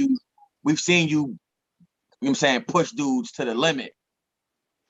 Hollow, Shotgun Sug. But hold up, because that's the same narrative I just said about Lux, and y'all laughed at that shit. And say he still should. He still should have killed him then. Lux, that was the worst he was. And I understand. We'd already talked about it. Hold on. Tony. He prevailed though. But Tony, Lux material was like K-Shine material against Pat State. I get that. That's what I'm saying though. But but Kayshawn prevailed, and it's not, you know what I'm saying? Y'all like, oh, it sucks. Y'all was like, that sucks. Yeah. I'm not. I wasn't mad at. Honestly, especially his first. I wasn't mad at Sean's first. I remember that. I watched that live. I remember. I don't always get to watch these live. Yo, it was the material. The material so bad that if it could have been beatable. Yeah, it could have been, of course, especially if he got a top Pat Stay, but he didn't. So it is what it is. What's the next battle, Russ? Easy, the block captain versus Chess. That's a hard one for me. I ain't gonna lie to you.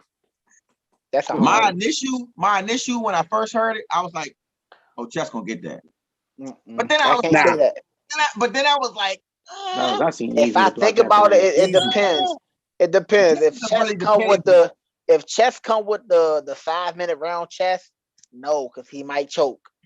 If he come with a solid, you know what I'm saying, under 4 minutes, you know what I'm saying, all bars, I'm gonna hit you hard and I get through my shit, it might be a 30 for Chess.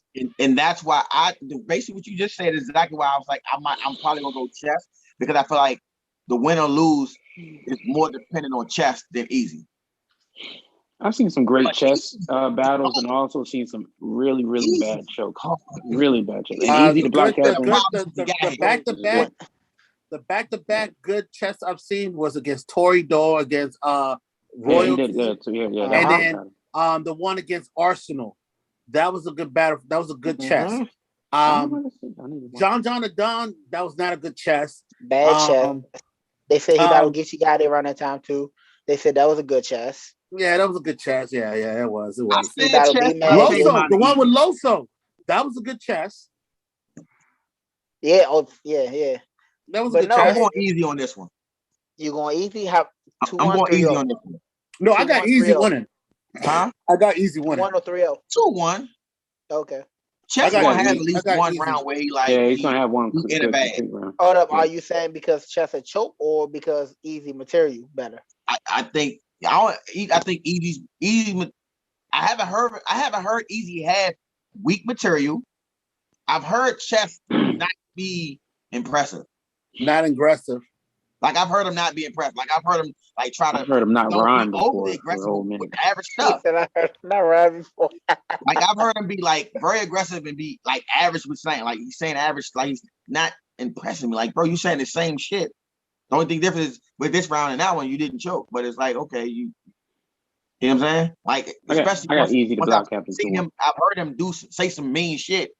Yeah. It's hard to hear him be like mediocre with it. That's facts, because Chess has bars. Chess has had some bars, but Chess also, bro. I don't know. I know he's way too inconsistent. Random. I'm on my shotgun shook shit. Yo, don't fall off. Don't choke. If New Jersey Twerk performed like he did Loso, they're skipping around. I don't think nobody. Why are we talking about Twerk right now? We're skipping around. That's what I said. Random. That's what I said. Random, bro. Did they add Twerk? Did they add a Twerk card to the card? Twerk. Shout out to Twerk though, because Twerk, Twerk. This is the first time I've ever seen Twerk with I'm strapped in twice on the first and second round, and they both were fired. Who was he battling? He battled Loso on Civil War. Oh, I thought you were talking about like he got a battle. No. I was just thinking. You know what I'm saying? Like, I wish he should be on Summer Madness, but no, he should not. He's warming up. I wish he was on Summer Madness again. Just because of the car accident, he's out for months. It is what it is. No, he shouldn't be on Summer Madness, bro. No, I'm just saying. He went out the first round of the if they had a battle on Summer Madness, I wouldn't mind. First round. Face Real Sick. No, I like Real Sick. Put that on another card, not Summer Madness. That's not a Summer Madness card. No. But I like Real Sick. I would like to see that, but I don't know Summer Madness. No, I'm good on that. I like Real Sick. He's dope. Motisa, you know what I mean? I'm good on that. What's the next battle, brother? Arsenal and Luke Castro. Depending on how I like Luke Castro. I like Luke Castro a lot. Once again. When we first in pre-production talked about having the pod and talk about this, I was like, yo, I don't know shit about Luke Castro. He's and I was dope. like, y'all gotta give me a second. Let me Hey, go. big dog. Y'all gotta let me go check him out. And to be Dog, honest with you you, should have. You want to start the same way I feel about Ultimate Easy. Madness. About who? Like, Easy? The way I feel No. about Lou Castro is the same way I feel about Easy. Like from what I've heard, he's a problem. No, Yeah. yeah, Luke Castro fire. He's fired. Fire. Real sick. It was real sick. Jay the Nightwing, Luke Castro, and Mhm. Fonz were like my Fonz top is dope. 4 on that I like class. Yeah. And before I was like, this dude's funny shit because every time Luke Castro talks, like a mad strong, like you know what I'm saying? Like After he be cold, yeah. he be man, animated strong. and shit. But the thing about Right. that is, you talk about Arsenal, Yeah. and the last time I haven't seen. I don't know if this is his last battle, but Arsenal The last versus. battle was real sick. And Okay, he so looked I bad didn't- in real sick battle. He looked bad in that battle. Did he? Oh, yes. Because the Yes. battle I saw him was the last battle I saw Stumble. was Arsenal versus Official, and he beat Official. he completely destroyed Official. It wasn't Arsenal even in the face wasn't off close. real sick was like, yo, I'm from Jersey, you from Jersey, but I'm about to show you what I'm big Jersey. You know what I'm saying? I used to book you for events. You not that. Boom, boom, boom. Got in the battle. It wasn't that. So he's Now, coming if you off. haven't seen Off a bad performance. If he's coming, if you haven't seen the Arsenal and Kid Chaos versus B Dot and Real Sick, they were busy. And I feel they like were busy, I think but then I his got last Arsenal, performance was real sick. I got was a bad Arsenal performance. winning. I got Arsenal winning because Arsenal never lose back to back. yeah, I wouldn't bet against the Arsenal back to You back. said Arsenal never lose back to back? I don't know if he never loses, but I wouldn't bet against him. No, he He is said back not. to back. Hey, since we He is on not. Arsenal real quick, can I say something real quick? And yeah, Arsenal definitely lost back to back before, but I I'm got sure he has, but I wouldn't take. Let me double check the tape, but he definitely has. If you can't tell me, then I'm talking about bad performances. I wouldn't bet. Definitely. I watch Arsenal. He's lost one of my back to back favorite battles of before, all time. but let me go get the factuals. I'll go double check. I'll send you a message immediately. We can go back on video and edit it right into it. Like, yeah, nigga, I was right. This battle. He has lost back to back before. But I know the majority of the diehard battle rap world is probably gonna look at me like I'm crazy when I say this, but Arsenal versus Math Hoffa is one of my favorite battles of all time. Why would anybody be mad at that? Math Hoffa's Math Hoffa. Because Math Hoffa, he don't give respect. Math Hoffa's Math Hoffa. Math Robert. No. Let's just say this. Math Hoffa can rap. Who was Math Robert? He can battle. Math Hoffa. Math Hoffa. Okay, there you go. I don't know who Math Robert is. He beat Chilla less than a year or a little over a year ago. Like let's you know what I mean, let's put a little type of, like, he's an asshole or whatever you want to call him. I don't know him personally, so I can't do too much about it. Like, don't, like, yeah, man. Like, if you're gonna keep it just battle rap and him on the stage, bro, he's one of the nicest. I don't know about that. I think Math over 12 years, he's not one of the nicest, Hoffa, bro. No, he's not. Math Hoffa is overrated, bro. Since 2008. That's why I think it's an unpopular opinion. Ego is even bigger. No, Felix. I think a lot of people think Math is overrated, and that's why I feel like it's a unpopular opinion that's one of my favorite battle rappers. That's a nigga that lose back to back. When he's getting killed, he's always emotional in the battles when he's getting destroyed. That's always the emotional thing. Even when he's doing good, when he battled Charlie Clips, he wanted to play the whole emotion thing where he was Charlie Clips mentioned his peoples. Oh, my rebuttal. Oh, you mentioned tags. For the past 5 years, you always want to be for the past 5 years, out of all battles, the only 2 battles that I know he clearly won was against Snake Eyes and Hollow the Don. And there was so much gas in that Hollow the Don battle. He beat Clips. He beat Chilla. No, not Clips. No, he beat Chilla. He beat Method Man too. He beat Chilla. That's shut up. Method Man to smack this shit out. Yeah, I'm about to sign out right now. If you say Method Man, I'm sorry. You know that this shit, you know it's staged. You know that, right? You know that, right? That's not even a battle. That's, bro. That was a battle. That was a. Hey. Y'all better be watching the Wu Saga. Y'all better be watching Wu Saga. It's in season 2 now. I gotta catch up. Y'all gotta watch it. I got Hulu, so I'm gonna catch up. Fourth or fifth episode by now. No, they're on the fifth episode, I think. Oh shit, that's funny as hell. This nigga. This nigga funny. We keep getting sidetracked, bro. We keep getting sidetracked. Arsenal versus Lou Castro. I got Lou Castro. I got Lou because I feel like Arsenal, his whole he gonna be lackluster. He's stale. He's gonna be lackluster. Stale. Hold on. Come on. Now I'm about to go on verse bullshit. You say that you still trying to get used to Lou, so why are you gonna go for Lou if you haven't really know Lou? I went and watched. I was watching his battles. No, hold up. I ain't gonna be funny. If Arsenal come on his like, I think Arsenal gonna win it. Twerk, if he come with him versus Twerk, like focus, like you know what I'm saying, good bars, good material, all that, he might take Lou, and it depends on how Lou, you know what I'm saying, adjust to the big New Jersey Twerk. The New Jersey Twerk line's like, I did my homework, but the dog ate it. So Felix, you take it depends on how Lou comes in, how he adjusts to that big ass crowd he about to be in. He's never been in that side of a crowd. Yo, Tony, you just said something about the Arsenal. Hold on, Tony. You said something about the New Jersey. You heard what I said, right? Yeah. That was fire for New Jersey Twerk. So I did my homework. But the homework, we said, but the dog ate it, and then you see the smoke coming from the air, and Smack was like, "Yo, hey, don't do that again. don't do that smoke again. Yeah, no gas, nigga. Yeah, but so I want to double back real quick because I ain't write it down. Who y'all taking between Easy and Chess? Easy 2-1. No, I got Chess 2-1. I ain't gonna lie to you. I think Chess gonna come well prepared, not no long rounds. On that one, man, easy is a different bro. Easy, cool, bro. But if no funny. Easy, I think he would be better off battling like when he's battling like the rappers like him, like you know what I'm saying, T-Rexes, the Geechee Yaddies, like the hood rappers. Chess is a rapper. So I think it's gonna be, you know what I'm saying, like it's gonna be more from Chess than you gonna get from Easy. Easy gonna give you what he normally gives you.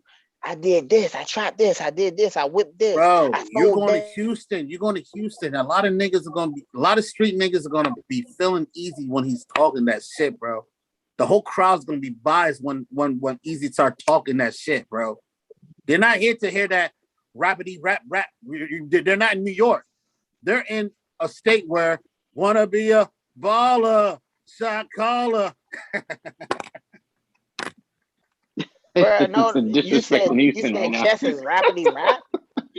Chess is definitely not rapidy rap, though. No, yeah, Chess not rapidy rap. Chess gonna give you that pain too, but he's not. It's gonna be consistent. It's gonna be between pain, bars, pain, real shit, pain, real shit, bars.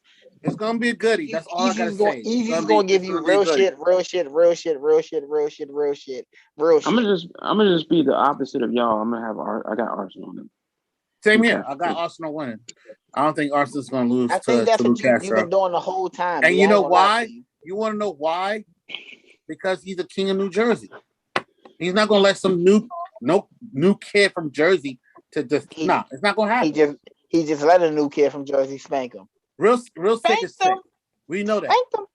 You said real sick. Let's be honest. He won against New Jersey Twerk. Am I right? That's how I just said. He just let a new nigga from Jersey spank him. That's real sick, yeah. I ain't stuck. So Lou Castro is not real sick though. Lou Castro has charisma. He has the fucking bro. He has all this, bro. He's like stage point. He's not going to beat. I'm telling you, he's not, bro. I'm telling you, he's not going. In order to beat Arsenal the Rebel, you gotta be a rapidy rapper. No, you do not. Danny Myers did it. Real Sick did it. Briz Rothstein did it. Rapidy Briz Rothstein did it. Briz Rothstein did it. He's not a rapidy rapper. He can. No, he can't. He's not a rapidy rapper, and he did it. He's not a rapidy rapper. And no, I mean, it got ugly. No, it got ugly. It got ugly. It only got ugly because he got the fan involved. He was like, "Yo, you can't." Yo, hold on. It got you the excuse holder right now. Hold on. You like this, hands out, holding excuses for niggas. Hold on, Tony. After the first round from Raw, I was like, "Yo, my name is real, my name is Raw, and I'm Ross in it. You can't spell draw, putting that R's in it. He's like, when I fuck your mom, I probably went raw in it. Raw in it. The whole crowd went crazy. He went crazy. Man. So he had the momentum. That. He had the momentum. And then what did Austin do after that? He started talking. Talking He said, what? I put the piece on your on middle of your head. Now you cross-eyed. He was talking. That first round, he was talking. Let me talk to your manager. Huh? Hey, what you want? What, cuz? I'm his cuz. What are you talking about? He wasn't talking nothing. Really. You shit, bruh. Charlie Brown. Bro, nothing. Hold on. Get out of here. Charlie, dog. I mean, come on, let's be for real, dog. Let's be for real. Arsenal first round he was talking, bro. It was decent, yeah. Compared to Breeze's first round, it was decent. So what's that, Charlie? Wah. Come on, bro. Chill. No, I'm talking about what you talking about. Wah. It's like this camera in circles, bro. Yeah, it's like that. That's Arsenal shit, Breeze. What the fuck? Out of the camera. Who battled tonight? Battle of the night? GT and Calico. If Chess has 3 rounds, it might be the easy Calico versus ever Chess. had the battle tonight? Even if the main event? No, he had the battle of the night against Matt Hoffa, right? Didn't he? I think he did. Yeah, I think he had the round of the battle of the night with Matt Hoffa when he battled Math. Who? The Calico. Oh, I think I got Calico when he battled Matt Hoffa, he killed Matt Hoffa. That's when Matt Hoffa came lackluster. That was Summer Madness. I think that was That's when he called. Yeah, when he got Lux after that, and got, he killed. Yeah. And Lux turned up. Then he got burned. The Return of the Legends. Yeah, he murdered. No. Summer Madness 2 was the Return of the Legends. So that was Summer Madness 1 when he battled. Madness 2. That was Summer Madness 1 when he battled. Was the Return of the Legends, bro? Because Calico battled Lux Summer Madness 3, and he battled. No. It's Summer Madness 2 because that was Murder Mook. He battled Matt first versus Murder Mook. Yeah, he battled. That was Summer Madness 2. He battled Matt first in Summer Madness 2. That made him be able to step up to Lux in Summer Madness 3. He got Lux next. Yeah, that's what I'm saying. So that was because that Summer Madness 2 was also K-Shine versus Surf. When they had the mics on when they had the handhelds. The handhelds or whatever they was doing. Yeah. No, I thought that was a Madness. Nah, it's not. It's Summer Madness 2. So Tom, who you got? What you guys battle tonight? Battle of the night. Geechee versus Calico. I don't got that as battle of the night. I'm not gonna lie to you, bro. I don't. Calico. That's my lackluster battle, and I will pick. You know what it sounds like? It sounds like Felix is a big Calico fan. I'm being honest with you. He's a big Calico fan. I would either Calico or Arsenal. I mean Calico and Geechee or Arsenal and Luke Castro lackluster battle of the night. But my battle of the night will either be. It could be battle of the night. Either Easy versus Chess or Geechee versus Calico. Those two. Keep saying Geechee versus Calico. Smack yourself, Felix. Get out of here, bro. Get the fuck out of here. Nah. If Hollow comes correct, it might be Calico. K-Shine versus Hollow. Oh, that'd be if Calico comes. Hollow has to come with 100%. I keep saying Calico. If Hollow come, how he's supposed to come? Hollow comes in 100%. Yeah. If Hollow, you need to have Lux bars for him. Hollow first, if he comes with that classic first round against Clips, it's gonna be trouble for first. Hollow versus K-Shine, battle of the night if they come like they supposed to. I think that's the battle of the night for me. But if that one isn't, it's going to be easy in chess. Mm-hmm. If chess goes against his nature, chess, bro. We gotta see what fucking Easy gonna do on that big stage. He's gonna wild out. What do you mean? Name a big stage Easy has wild out on. We don't know yet. He's just that's what I'm saying. He's the same as Luke Castro. Big stage? That was a big stage. It's not a big stage. 3,000 people. 3,000 people. 3,000 people. You got VIPs and all that. No, that's not a big stage. Stage. I'm sorry. I'll take that back. Big stage. I don't think stage have anything to do with it, dog. It does. There's crowds reacting to your bars.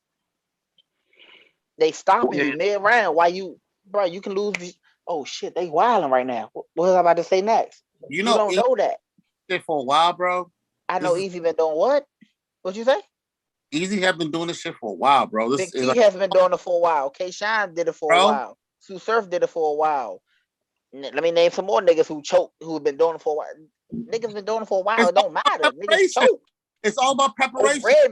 Hold on. It's all about preparation. Bro, Have we ever seen Easy not prepared when he's versing his opponent? Have I ever seen Easy on a big stage? I don't think he was. Give me Give me somebody, Felix. Give me someone on a big stage who we've seen consistent, who hasn't stumbled or choked. Everybody. I'll tell you. Everybody. Real Sick. Tay Rock is one of the most prepared. What big stage has Real Sick been on? Huh? What big stage? Tay-Rock? Real Sick. You said Real hasn't Sick. been on a big stage yet. No, I'm saying you dumb. No, that's not a big stage, man. Bro, that's like 100. That's like 300 niggas in there. Hold on, come on. So Sue Surf versus Shotgun Shit, that's not a big stage. Tay Rock versus that's not a big stage.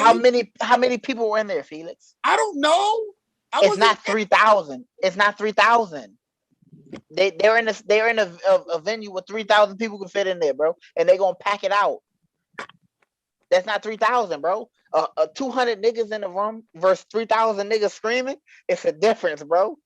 They say it all the time. They like, yo, bro, when you in these big rooms, you feel the screams through the wall while you on that stage, and it's a room rocker for a reason. You say a fire bar, they scream. It shakes the room. If you say a fire bar, you like, oh shit, oh, now you gotta pause. You can forget your whole fucking state of mind. When you're in a small room, you say something, you got 5 niggas like, that was fire, bro. You can keep going with that shit. Get on the big stage and show me that shit. That's what I want to see.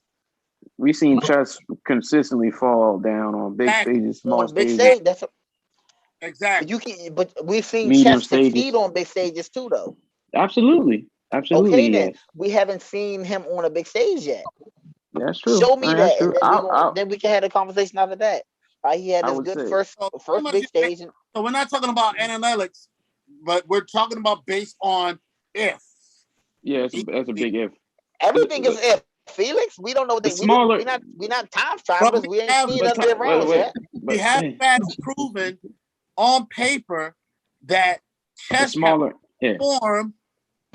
Look, Felix, Felix. So what if everybody we picked on Saturday comes out and chokes? Everybody we picked. We've never seen it before, but the whole side of the car we picked choked. Hey, the last time they went to Houston, didn't damn everybody choke? Yeah, that one of those last big ones that was really bad. It was Houston. I think it was Las Vegas. Was it Vegas? Something like that. Yeah, it was Vegas. Yeah, it was. That's when Tay Rock got booed. Okay, then Vegas won in. Yeah, it was like he one of the most prepared rappers there is, and he choked. Yeah, no, he just had bad material and they booed him, and he was like, all right, I needed that first. Yeah, other than that, like, come on, bro, like. Bro, if the crowd not with you, you saying some shit you think fire, and they like, boo! Hey, yo, baby, comment down. That's why I don't think Calico's battle is going to be the battle. Like, I think out of all the battle rappers on the card, he's the one that's known for losing the crowd, man. He loses the crowd. No, and hold up, wait, and comparatively, it's very different. RBE fans are different from URL fans. Trust me. We're booing. Hold up, they were booing in Atlanta. They were booing in RBE stage, and let me say this: the last time we saw Calico versus we saw him battle was in Atlanta against Hitman Holla. Did the crowd boo him?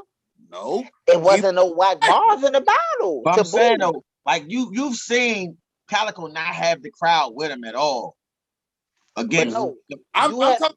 What have you done for me lately? The last no. You can't keep Calico was against Hitman Holla. And it was on RBE. And it was on RBE. So that's like saying no. Wait, real quick. Hold on, Felix. Wait, real quick. Okay, so did you watch the Daylight versus fucking Low? Yes, you watched that on RBE. That was fire. No, it was not for a crowd. ARP was because like, they dissect what they were saying. Okay, but listen to me. Is that the battle? Is that the MC's fault that the people are slow to hear what they're saying? Felix, listen to me, bro. So ARP from in the beginning of the battle, and y'all let them get through it, y'all. Let them get through it. It's gonna be a fire one. Trust me, just let them get through it. Now they rapidly niggas didn't know what the fuck they were saying most of the time. I was watching shit on YouTube and I didn't hear half the shit. I had to rewind it to catch. What do you expect? No. It's a different stage. So What do does you King expect Los to have a person like Daylight and King Los on the freaking stage? Felix, does King Los and Daylight They are perform the same? covers. Do they have the same battle on the URL stage? I don't think you can unless there's nobody there. Like Exactly.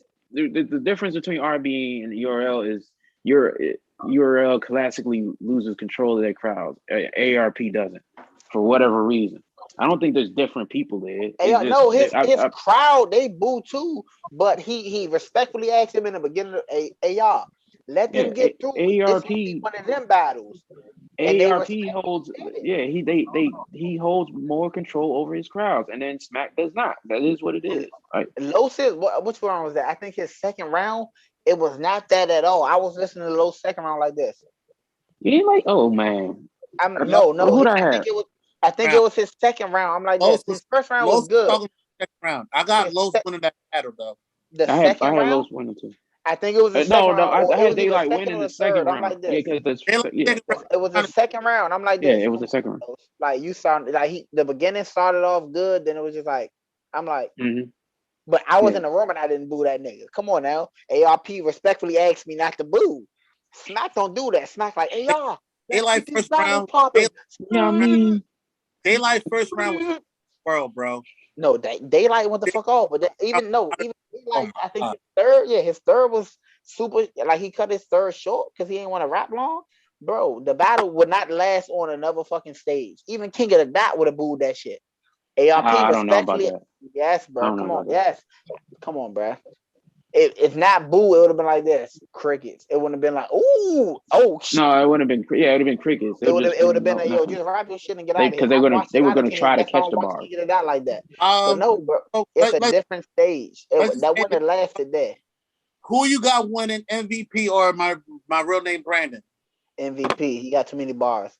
My real name Brandon gonna try real nigga to death, and MVP got bars and real nigga bars too. I got MVP, bro. It's the same battle with Trufo. I feel like that. It's gonna be the same thing with Trufo. You know what I'm saying? Like he going, you know what I'm saying, coming there trying to real nigga him to death. Like I'm from Chicago, I did this. I'm from LA, I did this. He gonna have bars, and he gonna be like, yeah, I did this with the bars. So I think MVP gonna win. Real name Brandon. He got a lot of work to do. He got potential, but he got a lot of work. And he got help halfway through that fucking competition. So. No funny shit, you know what I'm saying? No taking away from him, but I got MVP. 30. Thank you guys for got to one. Usually my Brandon, his second round be like he'd be warming up. I think he might warm up a little bit, but 30. I think MVP is gonna take it over. 30, and I got $25 bet right now against T and B. So yeah, I want my money when this shit go down. Hey, listen. Felix and Tone, man, I appreciate y'all for coming on and talking battle rap. You're more than welcome to stay with us for the rest of the show. Yeah. Rest of the show. I wanted to talk a little bit about. I got vaccinated today. Oh wow! First shot, second shot. No. Yeah, I got the first shot out the way today. And happy for you, cuzzo. And there was no effects, none of that stuff. So we'll see how I feel when I wake up tomorrow. If I didn't roll it over on my arm or something like that. But other than wrestling with Teddy, because he was happy today because it was his first day of school. Other than that, it was shout out to Teddy. It felt like I just got a shot. My little guy. Shout out Teddy. Hey, Uncle B, it's me, Teddy. That's the homie, man. That's the homie. Hey yo. That boy got so much character, it's crazy, man. That's the whole. He's bad as hell too, man. Little shit. Hey, now, I guess so. Out of y'all, I'm the only fully vaccinated person other than my brother, the big bro. I can't say like I can't even say how my shoulder hurt the second shot because of the shot, but I can say that like the day after, not even the day after, 2 days later, my shoulder was done, and like burning right here, like around. Yeah, my mother said her you second was shot, she actually was hurt doing too. stuff. You wasn't taking it easy on your shoulder like you just got a shot, No, right? Right in the middle of the muscle, right? Yeah, I went to work on Friday. I didn't feel nothing on Friday, but on Saturday, Sunday, then Labor Day, I was like, man, what the fuck happened? Nah, my mother, she said she was chilling, her arm hurt. Like, so for me, like I naturally don't use the arm that I get a shot in just because it's right in the middle of a muscle, and I don't want to. I'm saying compromise. So I definitely make sure I didn't use my I was favoring my left arm today. I didn't use my right arm just to make sure that it was cool. Like I postponed lifting today. I was supposed to be lifting today, and I was like, I'm not gonna lift. I'm not gonna. I'm saying because if my arm starts hurting, I want to know it's because of the shot and not because I was just lifting too much. But I definitely see what it feels like tomorrow. Pause. But it's back to what we were saying previously about the vaccination. It's just sad that it's like if you want to do it, cool. If you don't want to do it, cool. But there's too many people who's like at each other's throats about you shouldn't do it. Like, listen, if you don't want to do it, as long as I'm saying mindful of my safety when you out here living non-vax, cool. Right. You know what I'm saying? That cool. Just don't be I'm saying butt naked face around me knowing you ain't vaccinated. You know what I'm saying? Yeah, I feel now. Don't spit. Wear that mask. Don't tell me I don't need to wear a mask or the other wild shit. Don't. Yeah, that's the part. Like, listen, if I want to wear a mask, I'm gonna wear a mask. Oh yeah, Younger had COVID like 3 weeks ago. Darlie had COVID 3 weeks ago. Yeah. So I was like, yo, I told her to stay her ass in the room.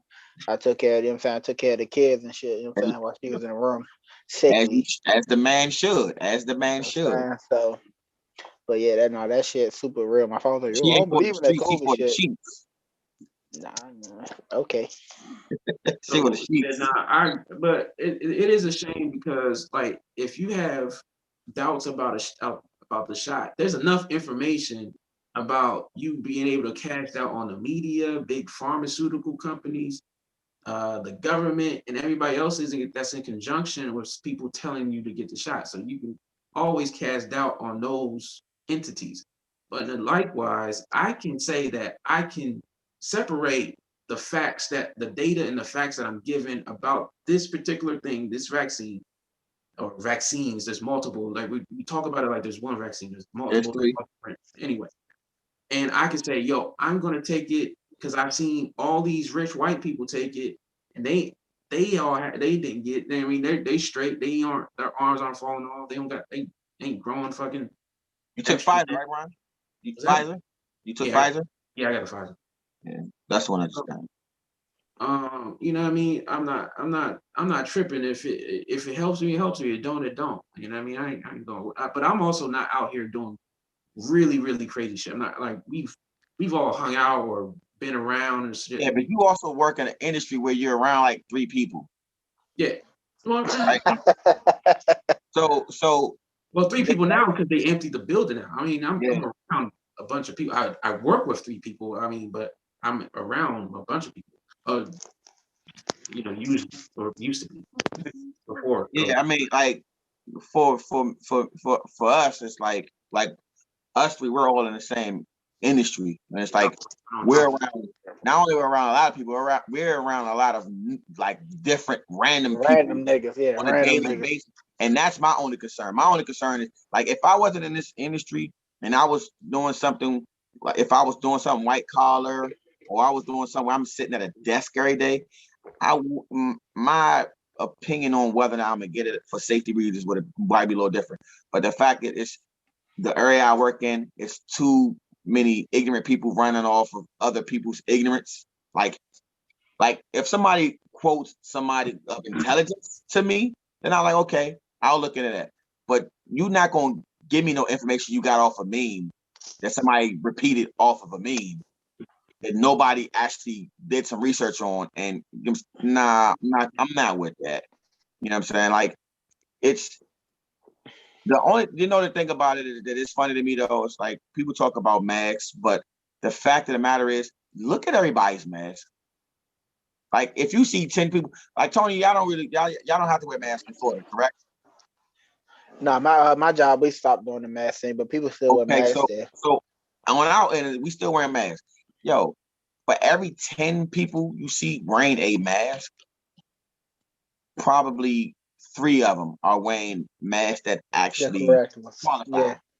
Yeah. Like people basically wearing anything to cover your face. Yeah. And they're not like yo, you can take a spray bottle and spray it that through that mask and the shit will leak through. That means it's not a good mask. You know what I'm saying? And it's like that's what everybody's wearing because it's like it's more so like it's a show. The masks are like our show, and it shouldn't be. Like if we're wearing masks, we should be wearing them properly. Well, I think Just to feed the eye. As soon as they got enough of stock, they should have supplied every house. So they should have just shipped them out, like KN95s, and ship them out. You know what I mean? And then, it's just a lot of stuff that just was a failure. The problem for me, another reason why I wanted to get a shot, because at some point we were supposed to go without, if you were vaccinated, you don't have to wear a mask. And when that gets to the point where it's like, hey, you don't have to wear a mask if you're vaccinated, we'll get that. Because the medical mask, that felt material, it irritates my nose.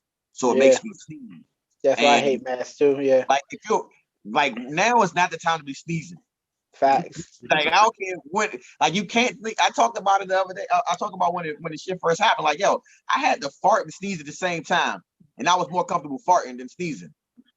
If you all tired of if you tired of the videos, you tired of the mask, you tired of the symptoms, bring your ass to Florida, death row, nigga. You hear me? Yeah, where you ain't gotta wear, where you ain't gotta wear mask. Where you ain't gotta wear mask, but you might get shot and stabbed. Right now, the problem is with me, no funny. The problem is with me, I work with multiple people who have been vaccinated and they still caught COVID after getting vaccinated. It's no point for me if I'm still gonna catch the virus regardless. To me, that's how I feel. Like if I'm gonna get vaccinated 2 times, get shots in my arms. I hate shots first off. Period. I ain't got a shot since a long time. If I'm gonna get the shot and then I'm gonna still get sick, I'm good. Bro. Me personally, get sick. In order to fight the virus, you gotta build your immune system. That's what's gonna kill the virus.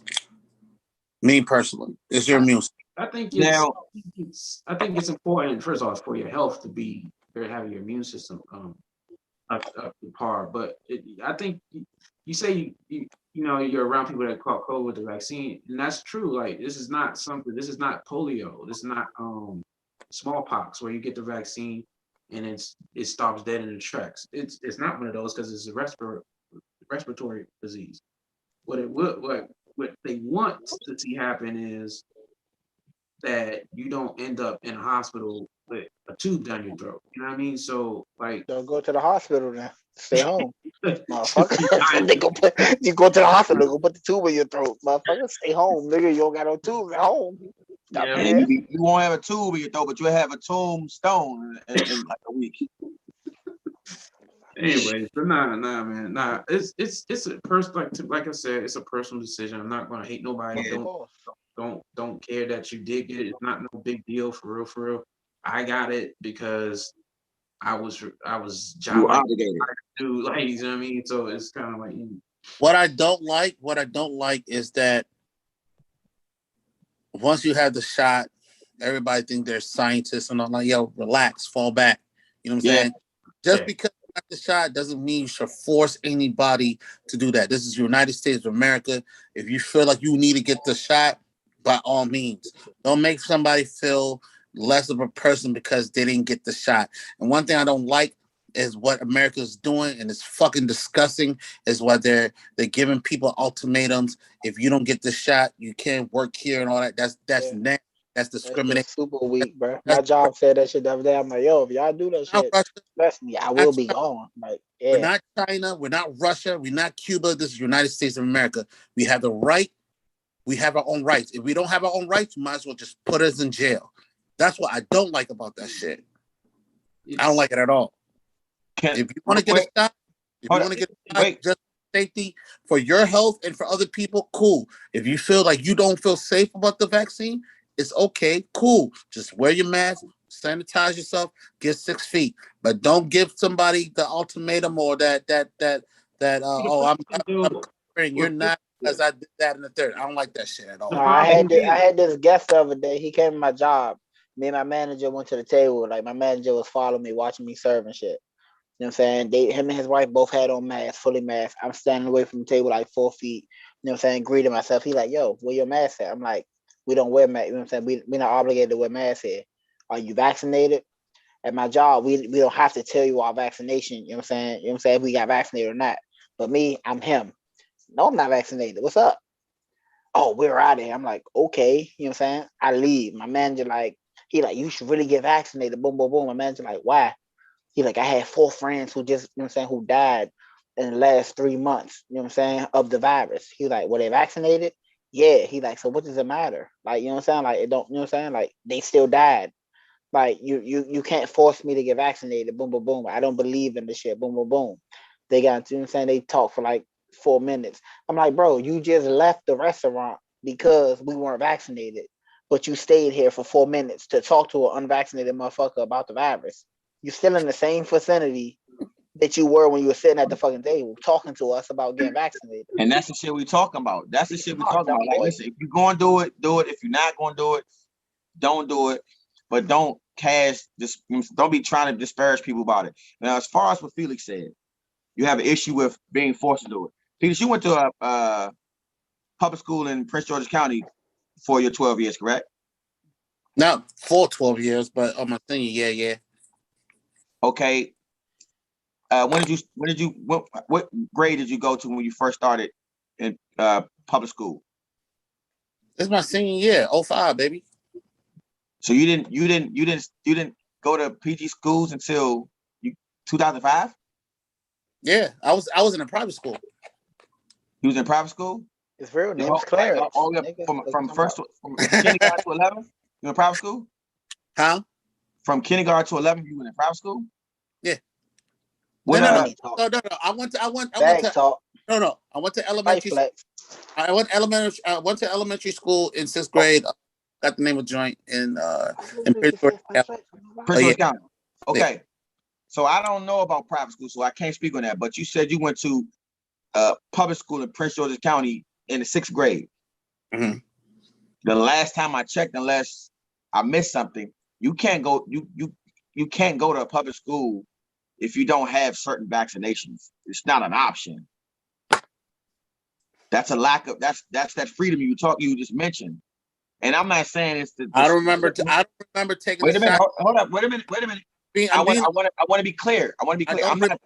I'm not saying this from a place of trying to convince somebody whether they should take it or not take it. I'm just rebutting that stance of organization or somebody saying, hey, or the government at least saying, hey, y'all have to do this or else.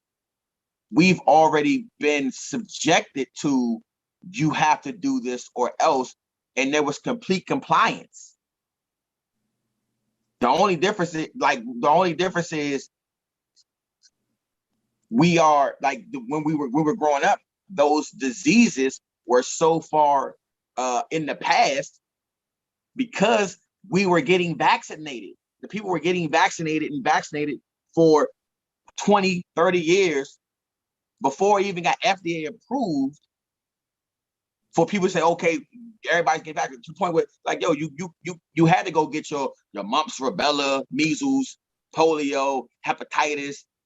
You had to get all of those shots before you can go to school. You had to have your medical card and give it to the school before you got to go to elementary school. You know what I'm saying? That's so not only I took a shot, I ain't gonna lie to you. Elementary. I ain't had a shot since elementary school. But the whole point is, as a kid, you didn't want to get those shots, did you? But you had to. Your parents took me to the doctor. We going to the doctor. I'm like, all right, you you know what I'm saying? So I feel like what the fuck we talking about? Got no choice back then. Now I got a choice. I feel like people are forgetting the history of vaccinations because of the current state, because of social media, because you're able to communicate, because information and opinion, more importantly, is connected way more than it was back then. Back then, you probably felt like, man, I don't want to take the flu shot. but you still got the flu shot. Now, people just don't take the flu shot no more. People are, I guess, taking the flu shot. But back then, before social media, people were getting flu shots. Not me. How? So if you get the flu shot one time, you don't got to take it anymore? I can tell you straight up, not me. And I You worked. never had a flu shot. I worked in a nursing. Oh, you talk, I don't think I've never had the flu shot. I don't know. I can't. You talking about as an adult? I'm as talking an adult, about I've never taken as an adult. No, I haven't had a shot since never had a elementary. flu shot. Never. I'm against. Unless they gave me that shot in elementary. No. As a minor, you don't have a choice, regardless of whether you're against it or not. As a minor, you have a flu shot. I have never taken a shot.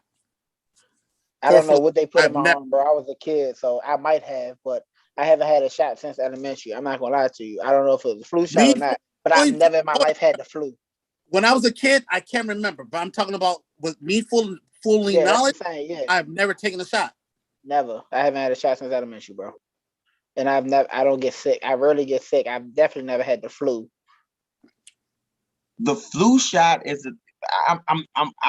I'm pretty sure you didn't have an option at some point in your elementary, you know what I'm saying, being in elementary school. You didn't have a choice. I don't think the flu shot's in one of them. Yeah, I think at one point you had to take it at least once. You didn't have to take it yearly, but you at least had to take it once. I don't know. Can't say. But it's not. And the thing about, I'm not even saying like, oh, that's the thing. But I'm saying like, whole point is, it's like people get the flu and they're cool with not taking a shot because people see people get the flu all the time and don't die. It's like, oh, it's just like a bad cold, and they shake it off and they're back in a week. And that's the only reason why people don't get the flu shot. But if the flu was putting more people 6 feet under, people's opinion would change on it. And I think that's one of the things why it's this vaccination for COVID is so polarizing, because people are dying. And before people was right now, people their immune system is so fucked up. We have, us African Americans, we have never been taught to eat healthy. I agree. But no, hold up. That's where it comes. When it comes to fried food, when it comes to McDonald's, we on top of that shit. We were never taught like, yo, we need to start eating healthy just in case shit like this happens. We knew. We couldn't afford to do. Oh yeah, you're right. We just couldn't afford not to. You're right. But no, hold up, no. But aren't they like, even if you like, aren't they trumping up the death toll of the virus? Like if you have COVID but you die of a car accident, you're a COVID victim, right? Bro, I don't believe that. I've heard people say that, but I don't. You don't believe it, but you literally just said. Bro, you literally just said we can't go off of what we, you know what I'm saying, what we don't know. You don't believe it, but you don't know for a fact if that's happening though. The reason I'm saying that is because the people who I've heard say it, they quote in memes. The people I haven't heard a doctor say. My friend who talks about that, he tells me like he fucking researches all this. He's one of those motherfucking annoying ass motherfuckers who want to research. Is he a non-vaccinated person? Yeah, because he don't believe in it. Because he researched, not memes. He's not on Facebook all the time or Instagram. He's like, bro, I research all this type shit. He's one of those statistical ass niggas who want to talk to you about numbers and this and that all day. I'm like, bro, I don't want to hear that shit. He's one of those niggas. True or false statement? Googling, searching shit, you can find a whole bunch of shit that agree with you. That's a true or false statement. True or false? That agree with you, like what? Like, you can find numbers that back your whatever your opinion. If you like LeBron and say LeBron's the GOAT, and I like Mike and I say he the GOAT, can you go and Google shit and Google people's opinions and Google this and Google that? Or, I ain't gonna say Google. Bro, statistics don't lie. Search. If you look at statistics, they don't lie. Wait. How do they lie? I can show you why. I can show you why statistics can lie. They can lie. Statistically, we're the most arrested and tried and people in America, but also we're the most over police. So in our communities, for every person, there's like 3 police officers. So they have to then Like it proves itself. Like if I have 10 police officers in your community of 100, you're going to get more arrests because you have more police. It just is what it is. And at that point, the stats then do lie. So, but to get but to get arrested by those police, you have to be doing something. No, you don't. No, you don't.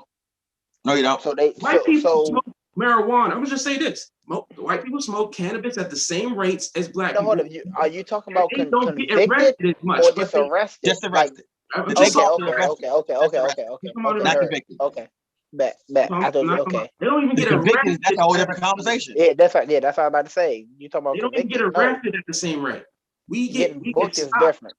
We get stopped at a different rate. So all those things.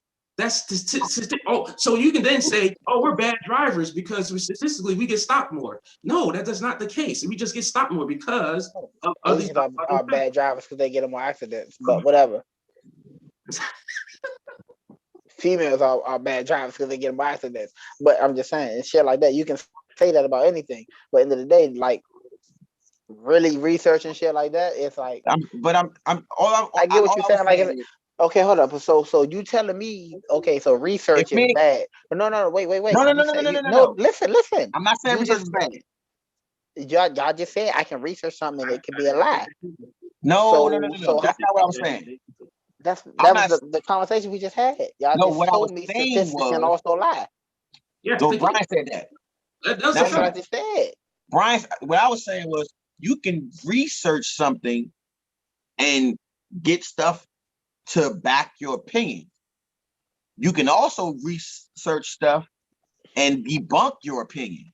But what do you more likely to was do? Barney a drug dealer? And Barney will pop up. Yeah, Barney. I can't say it was Barney a drug dealer, and they showed Barney in the playground with the little kids with some sacks on him. No, they're not gonna do that. You talking about Barney the dinosaur? The dancing dinosaur. I can't say it was Barney a drug dealer. And they showed him with sacks on. But here's the thing. I bet you if you Google Barney the dinosaur, a drug dealer, I bet you can find a picture where he looked like he was up to something. That's a meme, but then I won't find no statistics. You know what I'm saying? I won't find no literature like, oh, Barney did boom, boom, boom. You know what I'm saying? That's the difference. That's what I'm saying. Of course, you can always find some bullshit, but you can also find truth. Well, I mean, there is a lot of different statistics that you can stats that you can. Statistics. Tyson. All right, Tyson. Anyway. You can bring up a lot of stats. Like I can bring up the stat that year over year, like from 2020, like when COVID first started to 2019, the deaths between the 2 years were up 20%. So were car accidents up 20% in that time? That the fatal accidents up 20% in that time? No, the only other thing that was going on during that period of 2021 to 2020 to now was COVID. So if you say that, then okay, you look at that. That's one stat that I can bring up. That's fact. The other fact is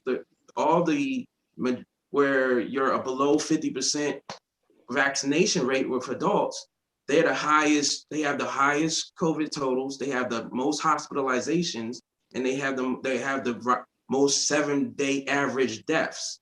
So like between Florida, Texas, Missouri, Alabama, and Mississippi.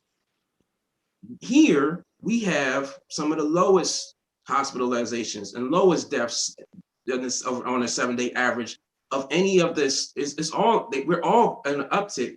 We're all in a fifth wave, but we have in Maryland. I'm talking about in Maryland, in our area, we have the lowest. So it's just you got like I can't. Some things are going to get debunked by other things. There's 3 stats that I can say, oh yeah, vaccines jive like work. Whether or not you want to agree with them, whether or not you want to take that, I don't care.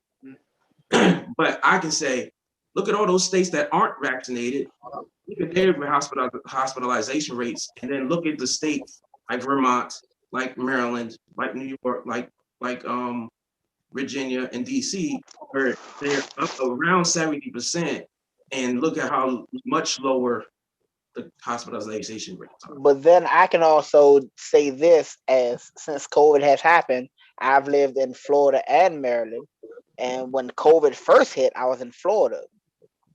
That's when we shut everything down. You know what I'm saying? We went on lockdown. Shit opened back up. I'm in Florida. It's different. You can walk in wherever you want to, as many people as you want to. Then I relocated back to Maryland. As I'm in Maryland, it's lines outside the door. Hey, y'all gotta wait outside. Wear y'all masks. Only a few people can come in at a time. Shit was shut down in Maryland. Florida was back open and bumping. Maryland was, you know what I'm saying? Maryland, DC, all that shit back home was motherfucking, you know what I'm saying? Like, hey, we still on the tight strip. So you saying y'all numbers are lower in hospital, boom, boom, boom, boom, boom. We're open. Like for the now, most part. I'm talking, bro. You know what I'm talking about, bro. I just said it. Like, come on, bro. Like, I'm talking about you know when I was home. You know when I was home. August. I'm talking about August numbers. You know when, bro. Listen. You know when I was home. You know when I was home. I was home a minute ago. I've been home for a minute now. I've been back in Florida for a minute now. When I was home, you know that. That's when everything was shut down. Like it was takeout only. It wasn't restaurants really open like that. It wasn't places open like that. If you did go in establishments, it was like a few people at a time. Boom, boom, boom. Separated seats. Boom. Let's be safe. I've been to Florida and Maryland at the height of the pandemic. Florida is different. Like back over here is different from there. Mm-hmm.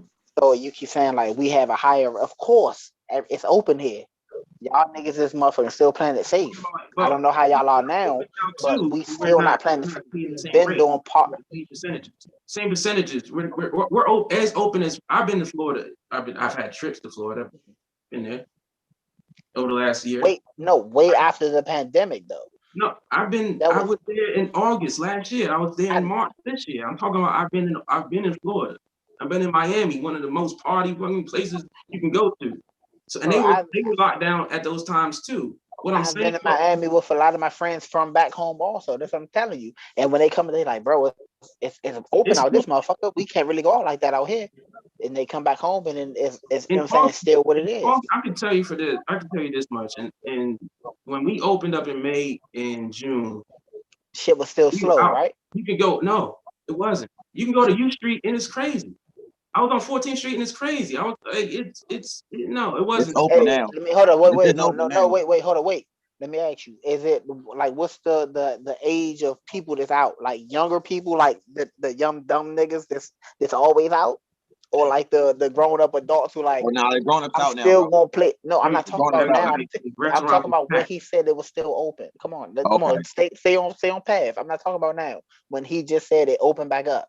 It was the young dumb niggas back out, right? It was the young wild goony niggas that was stepping from home just always out. They want to be out. I've been in the house too long. It's time to take my gun outside. It was them, right? My gun outside. It was them. Also, I work in Chinatown, bro. So I see the 4-star restaurants all have the 4-star people in it. The lawyers, the doctors, the movers, the lobbyists. The people who have to be out. The people who have to be out, like meetings, business meetings and shit like that. 4-star restaurants. You don't see no hood niggas in 4-star, 5-star restaurants. Yeah, and they were stacked. They were stacked with the white people that make us 8 figures. Like, yeah, like that's not a hood nigga. So, like, or but in those establishments, was it packed? Yes, that's what I'm saying. They were packed. They were like business as usual. And they stayed red line. How long did it take that to open back up to packedness? Probably because, like I said, my restaurant is in Florida, and we took a minute to get back to packedness. Like right after, I think probably like I want to say probably at the Mother's Day. That's when shit really started getting back to people. So gradually. Yeah, absolutely. That's what I'm saying. So it wasn't like soon as it opened back DC up, everybody is different. out. I can't speak on DC because I'm not in. Like I haven't been in DC other than to celebrate DJ's birthday, but that was a nice crowd too. That was a nice crowd. Nah, like once DC, I remember once DC was like when the nightclubs and bars opened, it was booming. Once they opened up, man was like that. All right, let's go. It was booming. 14, U Street, everybody was outside. You just say youngins though. You just say youngins. Who? It was everybody. It was everybody. My mother wasn't in no clubs, bro, when the ship opened back up. Back home. Your mom is regular? My mother's in casino all the time. She's at bowling all the. She's out. My mother don't do none of grandmother that no more. was that She's in the so. casino for That's like because your mother's a whole smart year and a half. So I mean, and safe. That's what I'm saying. That's what I'm It's saying. The safe. safe people, they did not pop out until later on. Until like, all right, I'll pop out now. When it first opened back up, it was the young motherfuckers. It was the motherfuckers who was just cramped up in the house. Like, bro, if I'm in this house with this bitch one more day, I'ma shoot everybody in this house. So they got the fuck out the house. That's what I'm saying. When Hey, it listen. first opened back up, it's a Listen. different. Like, it's always going to be that. It's the people who don't want to be home. It's people out here who be like, bro, I'm not wearing no fucking mask. I don't believe in COVID. My father, he don't believe in COVID. Yeah, you rolled your eyes. My father, he told me, I told him, I was like, yo, my girl had COVID. I might have had COVID. You know what I'm saying? He's like, man, I don't believe that shit, bro. That shit just But he still wore a that's the mask when he had government. to. Not with me. I haven't seen my father wear a mask, period. He went to my grandmother's house. My grandma wore a mask. Why you got that mask on? Yeah. Why you got the mask on, her Aunt Tina? Why you got the mask on? Y'all stupid. Listen to them people. This is fake. It's fake. Some people don't believe in this shit, bro. I mean, I ain't gonna waste my energy trying to convince them. Just don't kill them. Just don't, you know what I'm saying, get it and give it to somebody else. That's all I'm asking. Hey, listen, we about to get out of here, but I got one for you. I got this is a different type of either or. And so it's just gonna be one. I saw a post and I ain't like it. I felt some type of way about it because I feel like I was being pigeonholed, but it wasn't about me. It's about everybody, right? It was one of these debut albums have to go. Mm-hmm.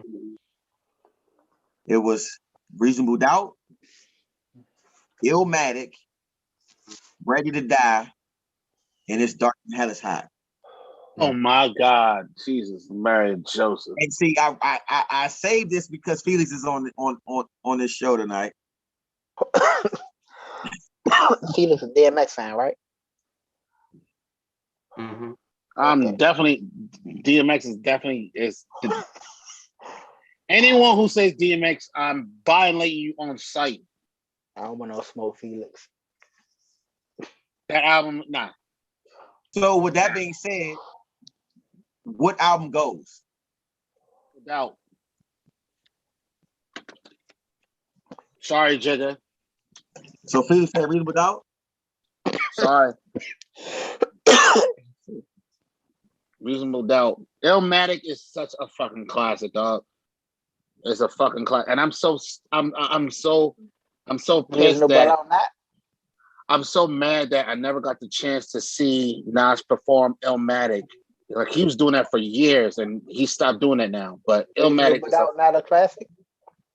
All of them are classics. There's all of them are classic, but all of them was a classic. But it's your preference. Like me, I really didn't fuck with Jay. I'm not a fan of Nas. I feel you. I never fucked with Jay until Hard Night Live Volume 2. And that's when, after that Money Cash Hoes. But Reasonable Doubt, I'm not a fan of that. I feel you. I'm not a fan of Nas at all. I like Nas. I'm not a fan of Nas. So Rock already has his Illmatic. Yeah, I didn't say that, but I just said I was just talking to Felix. I was just giving him a statement. I mean, so if it was, then what album gotta go? I'm curious to which one Brian getting rid of. I think I know Brian's answer though. I don't know if I know my answer right now. Brian don't like Ready to Die. I know it. I can tell already. Look at his forehead. I see it on his head. He don't like Ready to Die. He gonna cause that. Go ahead, B. Throw it on his head, bro. I see it. Go ahead. If it's one of the four, if you're talking about out of the four, Ready to Die would almost kick in the door, waving the fofo. That's Life After Death. That's Life After Death. No, I'm just saying. I know that's Life After Death. I'm just saying. So Brian, don't was I right? Was I right? There's one song that got my fucking head, and I think I know. Was I right, Brian? You're right. Brian, I love Ready to Die. I love Ready. The GOAT. Yo. I could be wrong. I don't know who produced that joint. Was it Brian? B-Dot? Was it B-Dot? Suicide Thoughts? Suicide Thoughts? Oh my! That beat is crazy. It's Easy Mo beat, I think. Brian, the people are waiting. What I said. What? What do you say? Ready to Die has to go. Wow. It was on his head, bro. It was on his forehead. It popped out like a vein. I told you that, bro. I saw it. Tony, so you said Illmatic by default, huh? Yeah, I mean, well, if you got 10 joints and they all dope, and Ready to Die has what 15 joints, and there's like 4 extremely whack songs on it, and the rest of it super classic.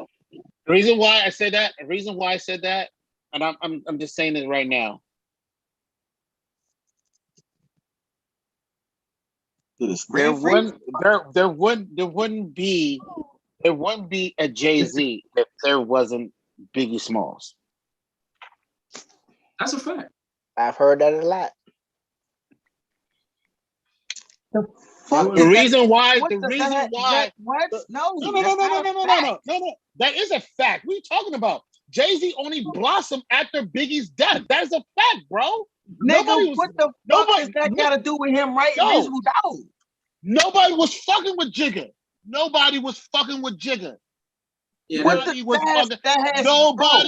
fucking with Jigga, bro. Somebody could say the same thing about DMX. Oh, if it weren't for Tupac, DMX would be. No. That's a dumb analogy. That's a dumb analogy. You know that it's dark and hell is hot. Hold on. No. I have heard that too. I have heard it too. I gotta cut you off. It's dark and hell is hot.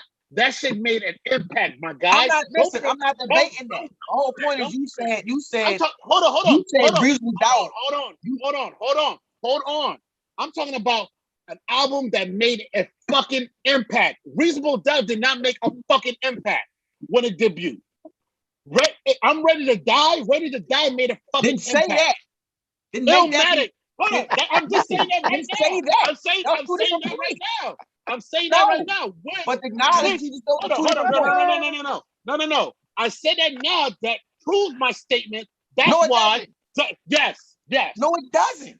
And I'm saying it straight like that. Just like Ab. Straight like that. If you saying that Illmatic, Ready to Die, and It's Dark and Hell is Hot all had impact that Reasonable Doubt didn't have, and that's why Reasonable Doubt is your choice. That's a respectable statement, but that does not solidify you saying if there wasn't for Biggie dying, then there would be no Jay-Z. That's shadow. Hold on, no. That's two different things. Hold on. The reason. Hold on. Jay-Z was a shadow. Come on. I mean, but you never know. He could have blossomed out of that shadow. Also, you never know that. That's why I made that statement. I guess you never know that though. It is what it is. Anybody can blossom out of a shadow. It's also fact. We'll never know that. We'll never know if Y'all have more joints that I still listen to like daily than Ready to Die, and even It's Dark, honestly, but I'm not gonna like a bunch of I'm not gonna say that I wouldn't go back. I go back to all of those albums though, so I can't really say like I hate any of those albums. I just like one of them. Say you hate the album. Say which one? You know what I'm saying? I just think Ready to Die is not as good as Illmatic, Reasonable Doubt, or It's Dark. It's not as good. It doesn't hold up as well. So the classics that do they excel above and beyond. The joint that don't, they're bad. Unfortunately for me, I don't say unfortunately. It's not. Machine Gun Funk is not a great song. Like even Me and My Bitch, that's not a great song. Like it wasn't a great song when it came out. So like I don't have the track listed with me, but like Unbelievable obviously is a classic. People pick Reasonable Doubt too. That's what? Huh? No. Yeah, out of those 4, I mean, I went last because I thought y'all would already know my answer. I mean, what's your answer? He's gonna say Illmatic. My 3 favorite rappers are DMX, Jay-Z, Biggie Smalls. So, so it's Illmatic is the album that will have to go, and this is why. Listen, am I a big Nas fan? No, not that, especially not at that time. But it's usually people who are fans of I'm Jay sorry. Z I'm don't sorry. like Did I Nas. let you speak when it was your turn? No, go ahead. You got the floor. You got the floor. Man. So Emotional. Look at him. No, you're the one emotional. Emotional. Go ahead. You talking in everybody's. Go ahead. So I'm gonna go at you like this. The first one that is locked is obviously Dark and Hella. That's the one. If I had to choose just one, that's the one that's going nowhere. Because out of all of those, that's the one that's the most different. That's the one that brings something different to the game, bro. Think about the die.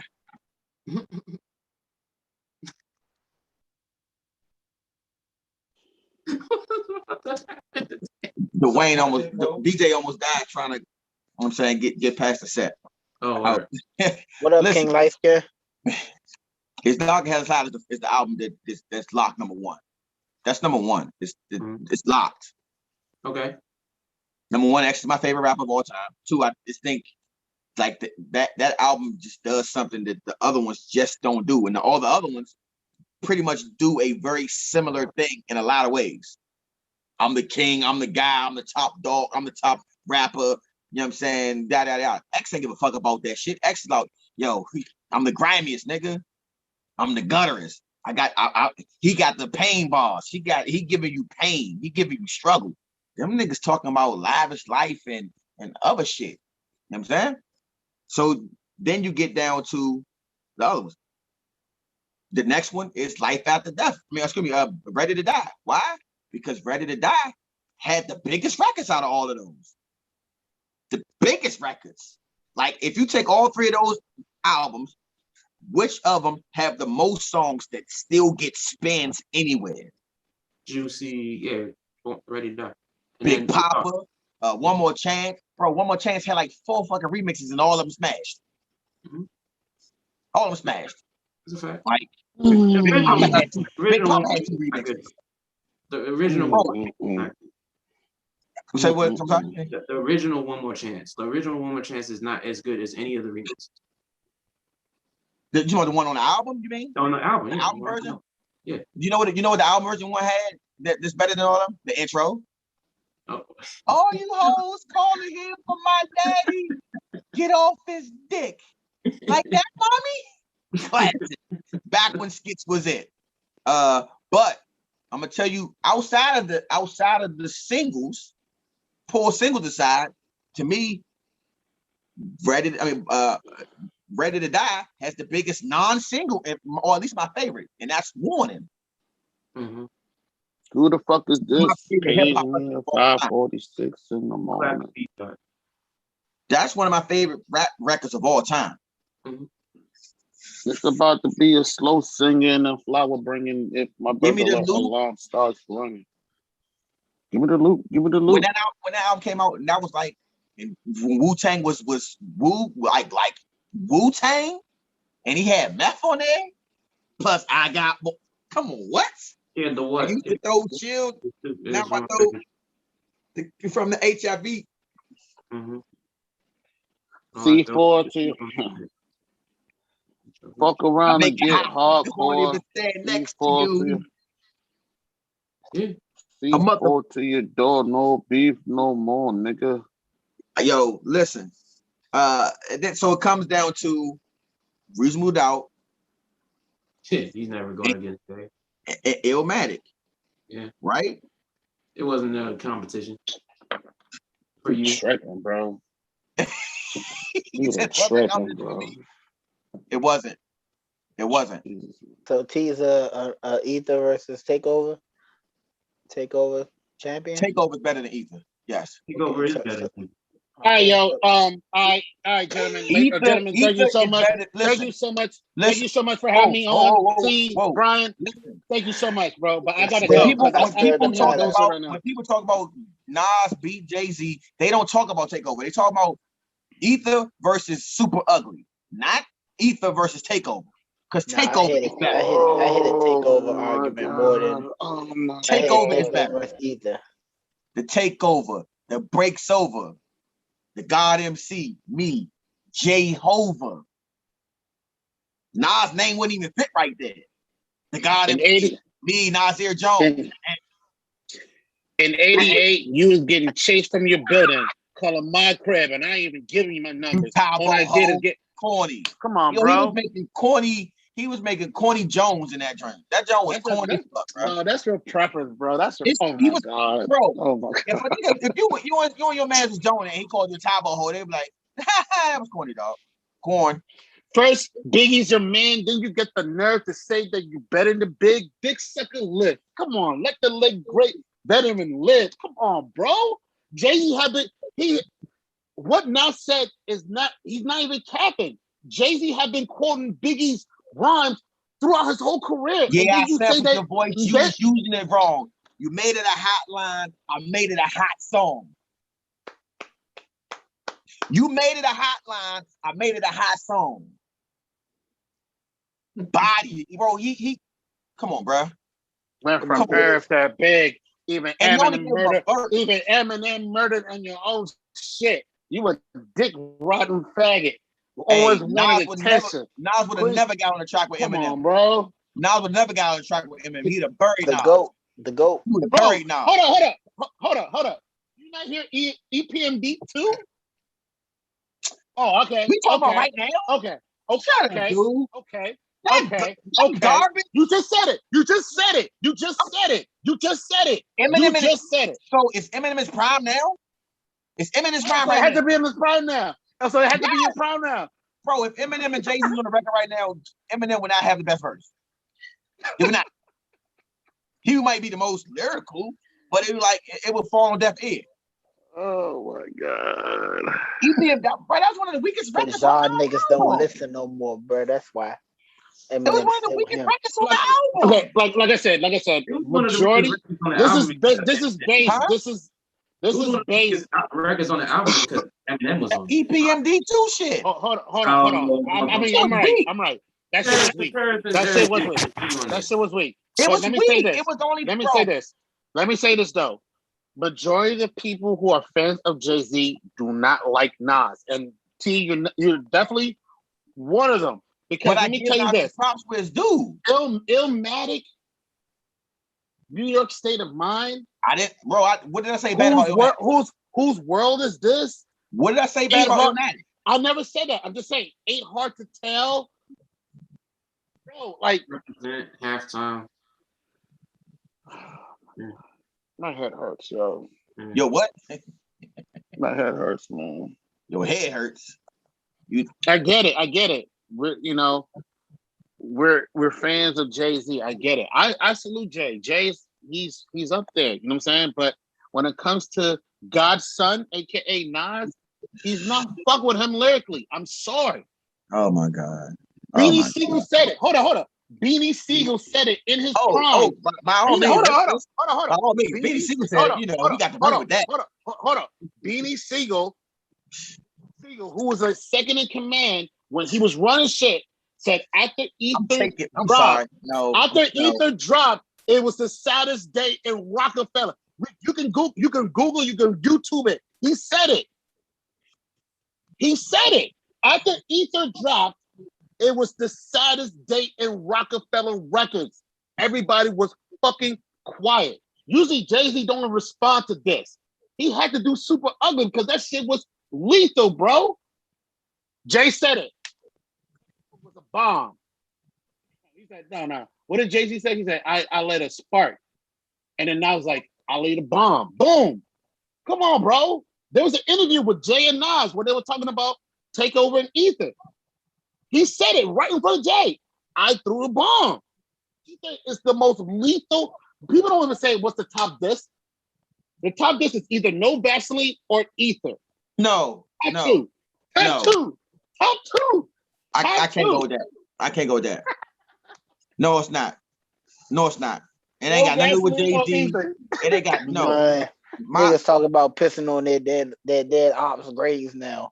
Them shit's back in the past, bro. Don't say that no more. The top disc is out now. You talking about like the art of disc records? The art of disc records, bro. I'm sorry. Beanie Siegel's disc for Jadakiss is up there for me. I mean, that's preference though. Talk over, nigga, dig this. About the son kiss like a soda, make Jada the wild, put his nine and really kiss the game. Hurt you kiss, spitting candy bars. This nigga sweeter than I hurt you kiss. Yeah, I know. That was that's one of the but you forgot about Jada. You forgot about Jada though. It's like fat, smelly nigga who will lay with you. Nigga, I'll have a whole murky on the day or two. Come on, bro. Jada should have went on that weekend. Jada could have kept that. And he said it. He said it. He will fry you on. It don't matter, bro. They should have been like, nah, bro. We want this to cook. Don't use that weak ass beat. And I'm riding on a disco beat. Use the bag, bro. That should have done that. He's like, all right, cool. Your baby gorilla can die for free. Beans won that battle, bro. It's a preference, bro. It's a preference. Same thing with Jay and Jay. To get back to it, I like the playlist of Reasonable Doubt more than I like the playlist of Illmatic. But I'm not mad. I'm not mad or surprised you would pick Illmatic over Reasonable Doubt. But I think that whoever made that list should have never made that list. To me personally, I would say nah. I was like, nah, all of them stay. But yeah, that's the tough one though. Pause. B Money, you got anything for the people before we get out of here? hstco.bigcartel.com. Go cop. Okay. That's it. Tone, what you got for him, Tone? Cool, brother. You hear me? Appreciate y'all for having me on. You know what I'm saying? Love y'all, family. You know what I'm saying? The God, I know you got something going on. The God. Love Rock. Nah, B. I just wrote Dolo from state to state. Ha Put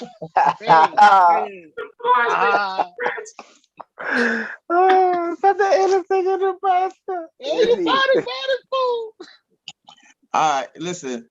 Like I said earlier, make sure y'all check. Man, y'all need to go check out Wu Saga season 2 if you haven't watched. Man, if you haven't watched any of it yet, now's even a better time because then you can watch the first season and then catch yourself up to the second season. If you like the first season, you definitely gonna love what's on it now because it's getting closer to. You know what I'm saying?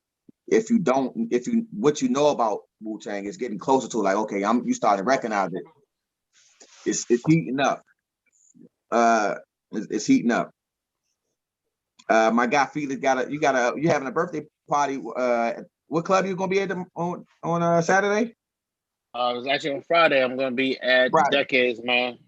We're gonna turn up for real. And yo, thank you for even having me on this platform, dog. Because at the same time, we can have it's 4 grown individuals. We can talk. Our platform. We can disagree, and we can keep it civil. You know what I'm saying? And I respect that. We're talking about Nas and Jay-Z. We're talking about vaccine. Usually, people who do that shit, it will be World War III. Like, fuck you, T. I'm gonna block you. Like, nah, we can have these grown conversations and keep it civil, dog. This shit is dope. You know why? Because one thing we all have in common, even though we are strong-willed, like iron sharpens iron. So if I say something that's worthwhile, or Tony says something worthwhile, we're gonna have to take reverence and say, okay, let me look at that. Versus talking to somebody who you don't know, who just on social media trolling. It's like, all right, that dude saying goofy shit. You know what I'm saying? We know we're not trolling when we saying things, especially something that matter. You know what I'm saying? Yo, I'm about to tell you something, and you're gonna be pissed, bro. You're gonna be fucking pissed. So this guy I follow on Twitter, he just like to troll. He just want to say some shit. Oh boy. So he said something really crazy, and I'm like, yo, like, should I unfollow this guy or just like whatever? So this dude had the nerve to say, Xscape got more hits than Jodeci. What? He's an idiot, and I wouldn't even entertain the conversation. He's an idiot. And then he said, Jagged Edge is. He said Bow Wow has more hits than Locks. on Bad Boy. He's obviously from Atlanta. And what drug do they do in Atlanta? They do Molly? They do Molly out there? What they do? Or what's doing? He said, yo, this is what he said. He said Bow Wow has more hits than the Locks on Bad Boy. Jagged Edge is smoking 112. But Bow Wow, but to be fair, Bow Wow does have more hits than the Locks. To be fair. But we're talking about but we gotta understand how many because we know that Styles P and Jadakiss have been writing for you know what I'm saying. So we don't know really, but okay, above board, Bow Wow has more hits. You don't know how many hits they wrote for, but yeah, even if they wrote for them, it's not their hit, so it don't matter. If you wrote for Puffy and it was his hit, it's not your hit, it's Puffy's hit. Another thing, and then he said Escape is washing Jodeci. So I was like, yo, and I was like, yo, you definitely know how to troll. I'll give you that. And then he was like, there's a few groups that can get in the ring with Jodeci. No disrespect, Escape isn't one of them. You're gonna have to. This is what he said. You're gonna have to OD and actually line them up against. It has to be something like. I wouldn't even be honest with you. I love New Edition. I wouldn't even put New Edition up against them as a group. Now, if you add individual records, yes, but as a group, I wouldn't even put New Edition up against them because the only album New Edition that would hold up would be Indie Heartbreak, and there's not enough records on there to go up against Jodeci or Boyz II Men or 112 or Jagged Edge or Dru Hill. Now, another thing, I know we're closing though, but there's two things I gotta say. How you feel about Dru Hill making an announcement that they want to do a versus to anybody? They say anybody can get the work. I want them to be in a versus with somebody. The problem is this is the only problem. The problem is Dru Hill, their era is more connected to the 90s. No, it's more connected to 112 timeline wise than anybody else's. But 112 was too connected to Jagged Edge, so they had to go against. But you understand, 112 have been there since the 90s as well too. That's what I'm saying. 112 and 112 actually all came in around the same time. They all came in around 97. I think Dru has been doing early 90s though. Tell Me came out like 97. I would say like 95 though. Hell no. Dru Hill was not out in 95. Hell no. And then another one is how you feel about Jermaine Dupri talking his shit, talking about put some respect on my name. That he deserved the respect on his name. He deserves respect on his name. He's mistaken if him and Puff were to battle each other on verses, which would be a great moment in music. He has a much better shot if it's just R&B. If it's rap, it's gonna be one of those things where, like, number one, this is the problem I have with these guys, like debating. Diddy's a manager. I don't think Diddy's a manager. I don't label him as a producer or a writer. This is the problem I have with these guys debating. It's because, bro, just because you have this passion about your record, don't mean the fans gonna feel the same way. Like sometimes an album cut that wasn't a single, it's better than some of the singles on their own albums. So like for instance, Jay-Z. Jay-Z's known for having songs that aren't really singles, and he can make them a single, right? But if you look at a lot of Jay-Z albums, some of your favorite songs on that album aren't singles, right? So when people get in and talk about, oh, I had this number one, I had that number one, and it really don't mean shit when it go up against the wrong. Any number one can go against the wrong record, and the crowd will be like, nah, I like this song more. You know what I'm saying? That's just how it goes. Like, okay, let me give you a good example. Hold on, before you go on like that, you were wrong. Dru Hill was founded in 1995. The album dropped in 1996. Enter the Dru ended in 1998. So they've been there since mid 90s. When did Tell Me come out? When did that single drop? That single should have been in 95 though. That single? Tell Me. No, okay. No. Tell me was 1996. 1996. Okay, so I was what time? When in 96? I'm trying to figure out why I thought it was 97. August the 20th, 1996. So it was third quarter 96. Okay. Yeah. All right. I mean, I was a little bit off. But I'm just saying that they were founded back in 95 though, because I mean, bro, you gotta in order to make a record, it takes like, you know what I'm saying? It doesn't take like, Jay-Z. When did Reasonable Doubt come out? 96, but it was established in 95. Okay, but when did Jay-Z come out though? 96. In the 80s. He was rapping in the 80s. Into the He early was 90s. rapping. I'm talking about Rockefeller Records. It was 96. My whole point is, I'm just talking about like when their first single hit, that's when we heard about him. Like we weren't hearing about this random group named Drew Hill, and we never heard music. We didn't hear about him until Tell Me, their first single, came out. You know what I'm saying? That's why I'm saying I thought it was 97, but I wasn't 100% sure anyway. I just know it wasn't like too early. It wasn't like that joint didn't drop in. You said it didn't come out. Bro, if Jermaine Dupri plays that in my bed remix, bro, they both got remixes. They both Diddy got the reason why. The reason why I'm favoring Jermaine Dupri because Jermaine Dupri actually produced. He makes beats. He actually is a songwriter. Diddy is just a manager. You gotta stop he has that. A lot of hits on his late. Name one song that he actually wrote. Name one song that he actually put in to make a beat. Please tell me. And you have the floor. Go. Diddy got you talking about just producer credit, right? Every smash single that Mary J. Blige have off of her My Life album, Diddy produced it. Diddy. Reminisce, Happy, I'm Going Down. Like damn it, every record on there that's a smash, Diddy produced it. Diddy produced it. And when you look at it, you're like, okay, yeah. And the reason why I know that is because I was curious too. Because Jermaine almost had me with that. Because he was doubting whether or not Puffy actually produced records. Diddy was an executive producer. He was not the producer, bro. No, he produced, bro. He produced. He executive producer.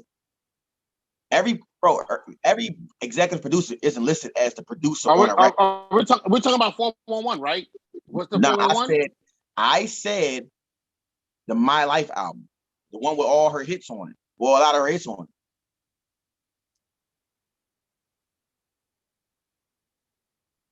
Huh? I got a track list right here. I'm about to go down all of them. I give you that. Chunky Thompson though, but yeah. He got help with Chunky Thompson. I know, yeah. I give you that. I'm saying it for the audience right now. My Life, smash hit. Puffy got production credit.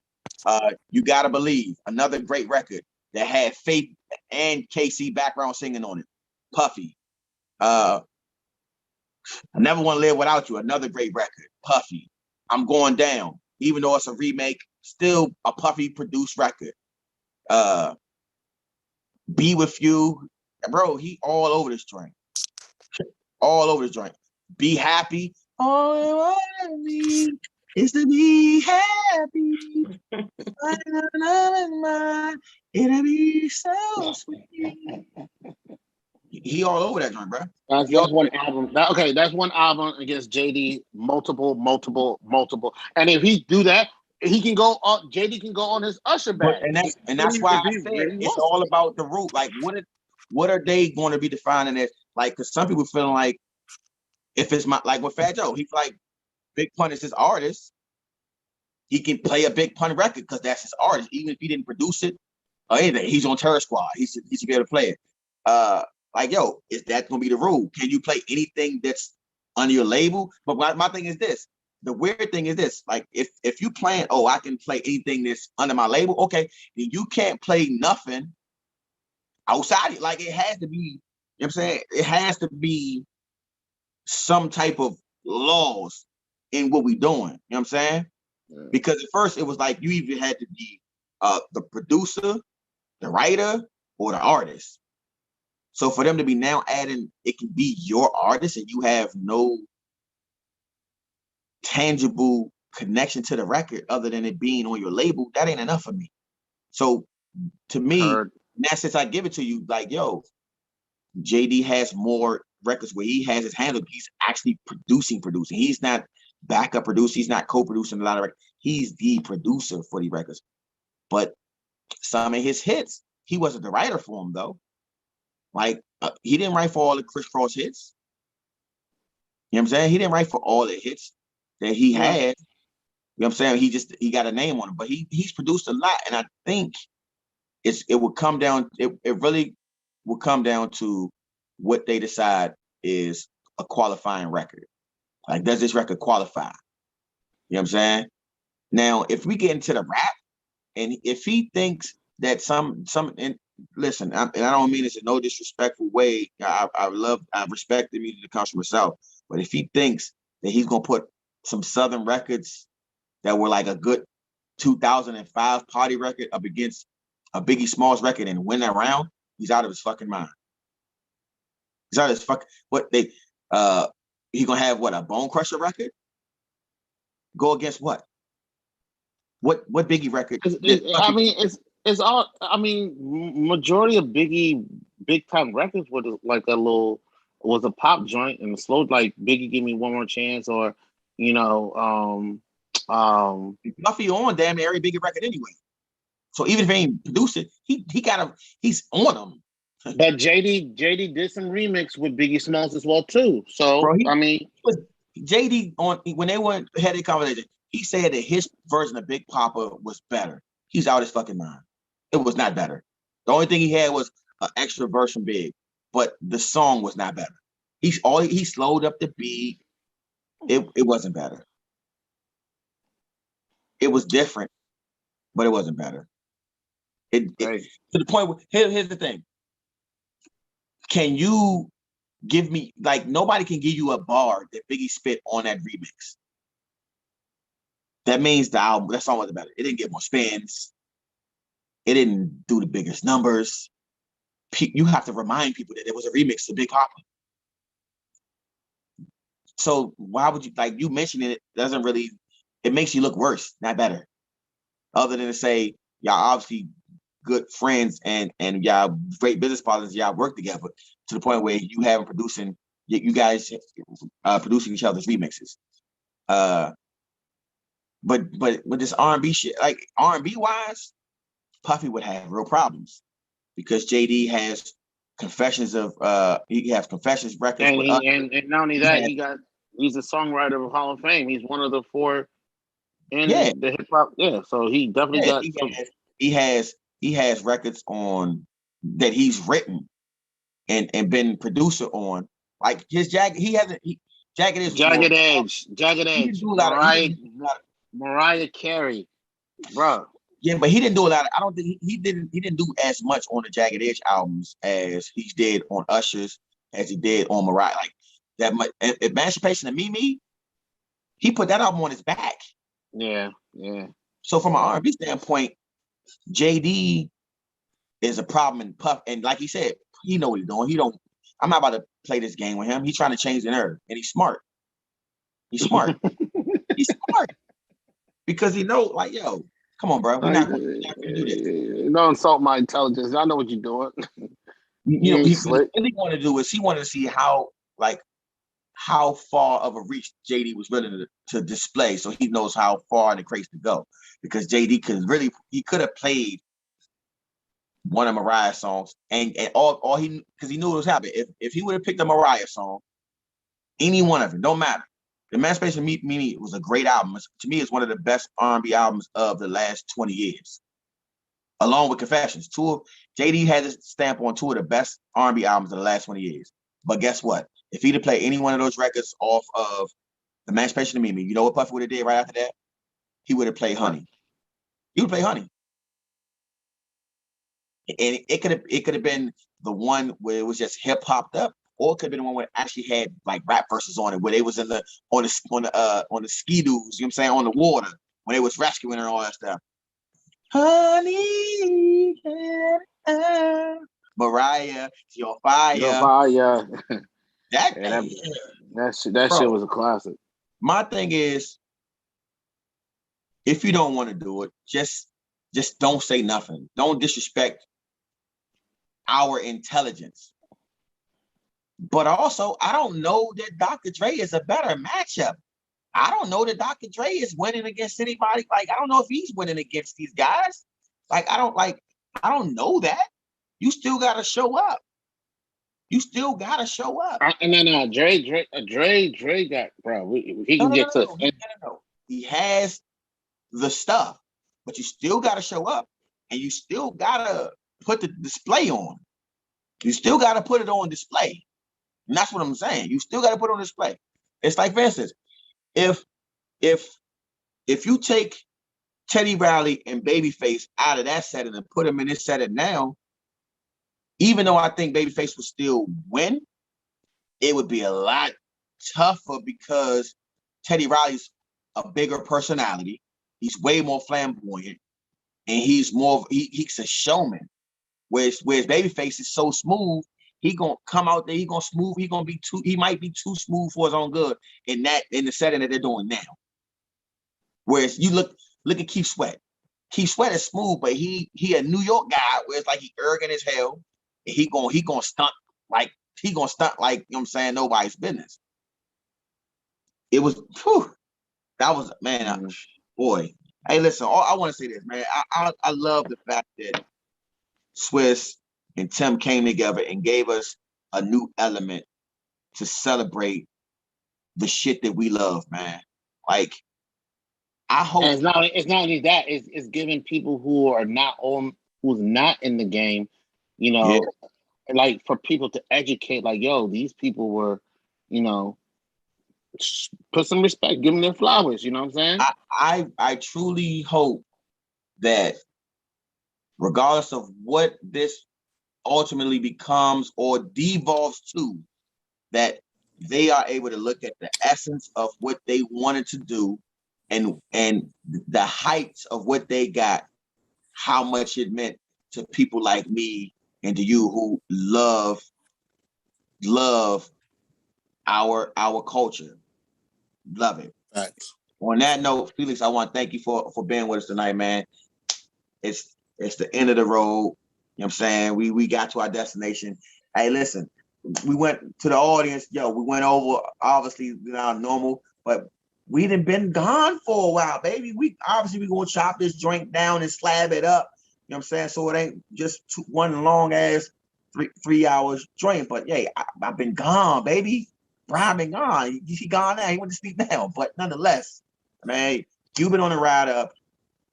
One. Peace. Wu-Tang ain't nothing to fuck with. Ain't nothing to fuck with.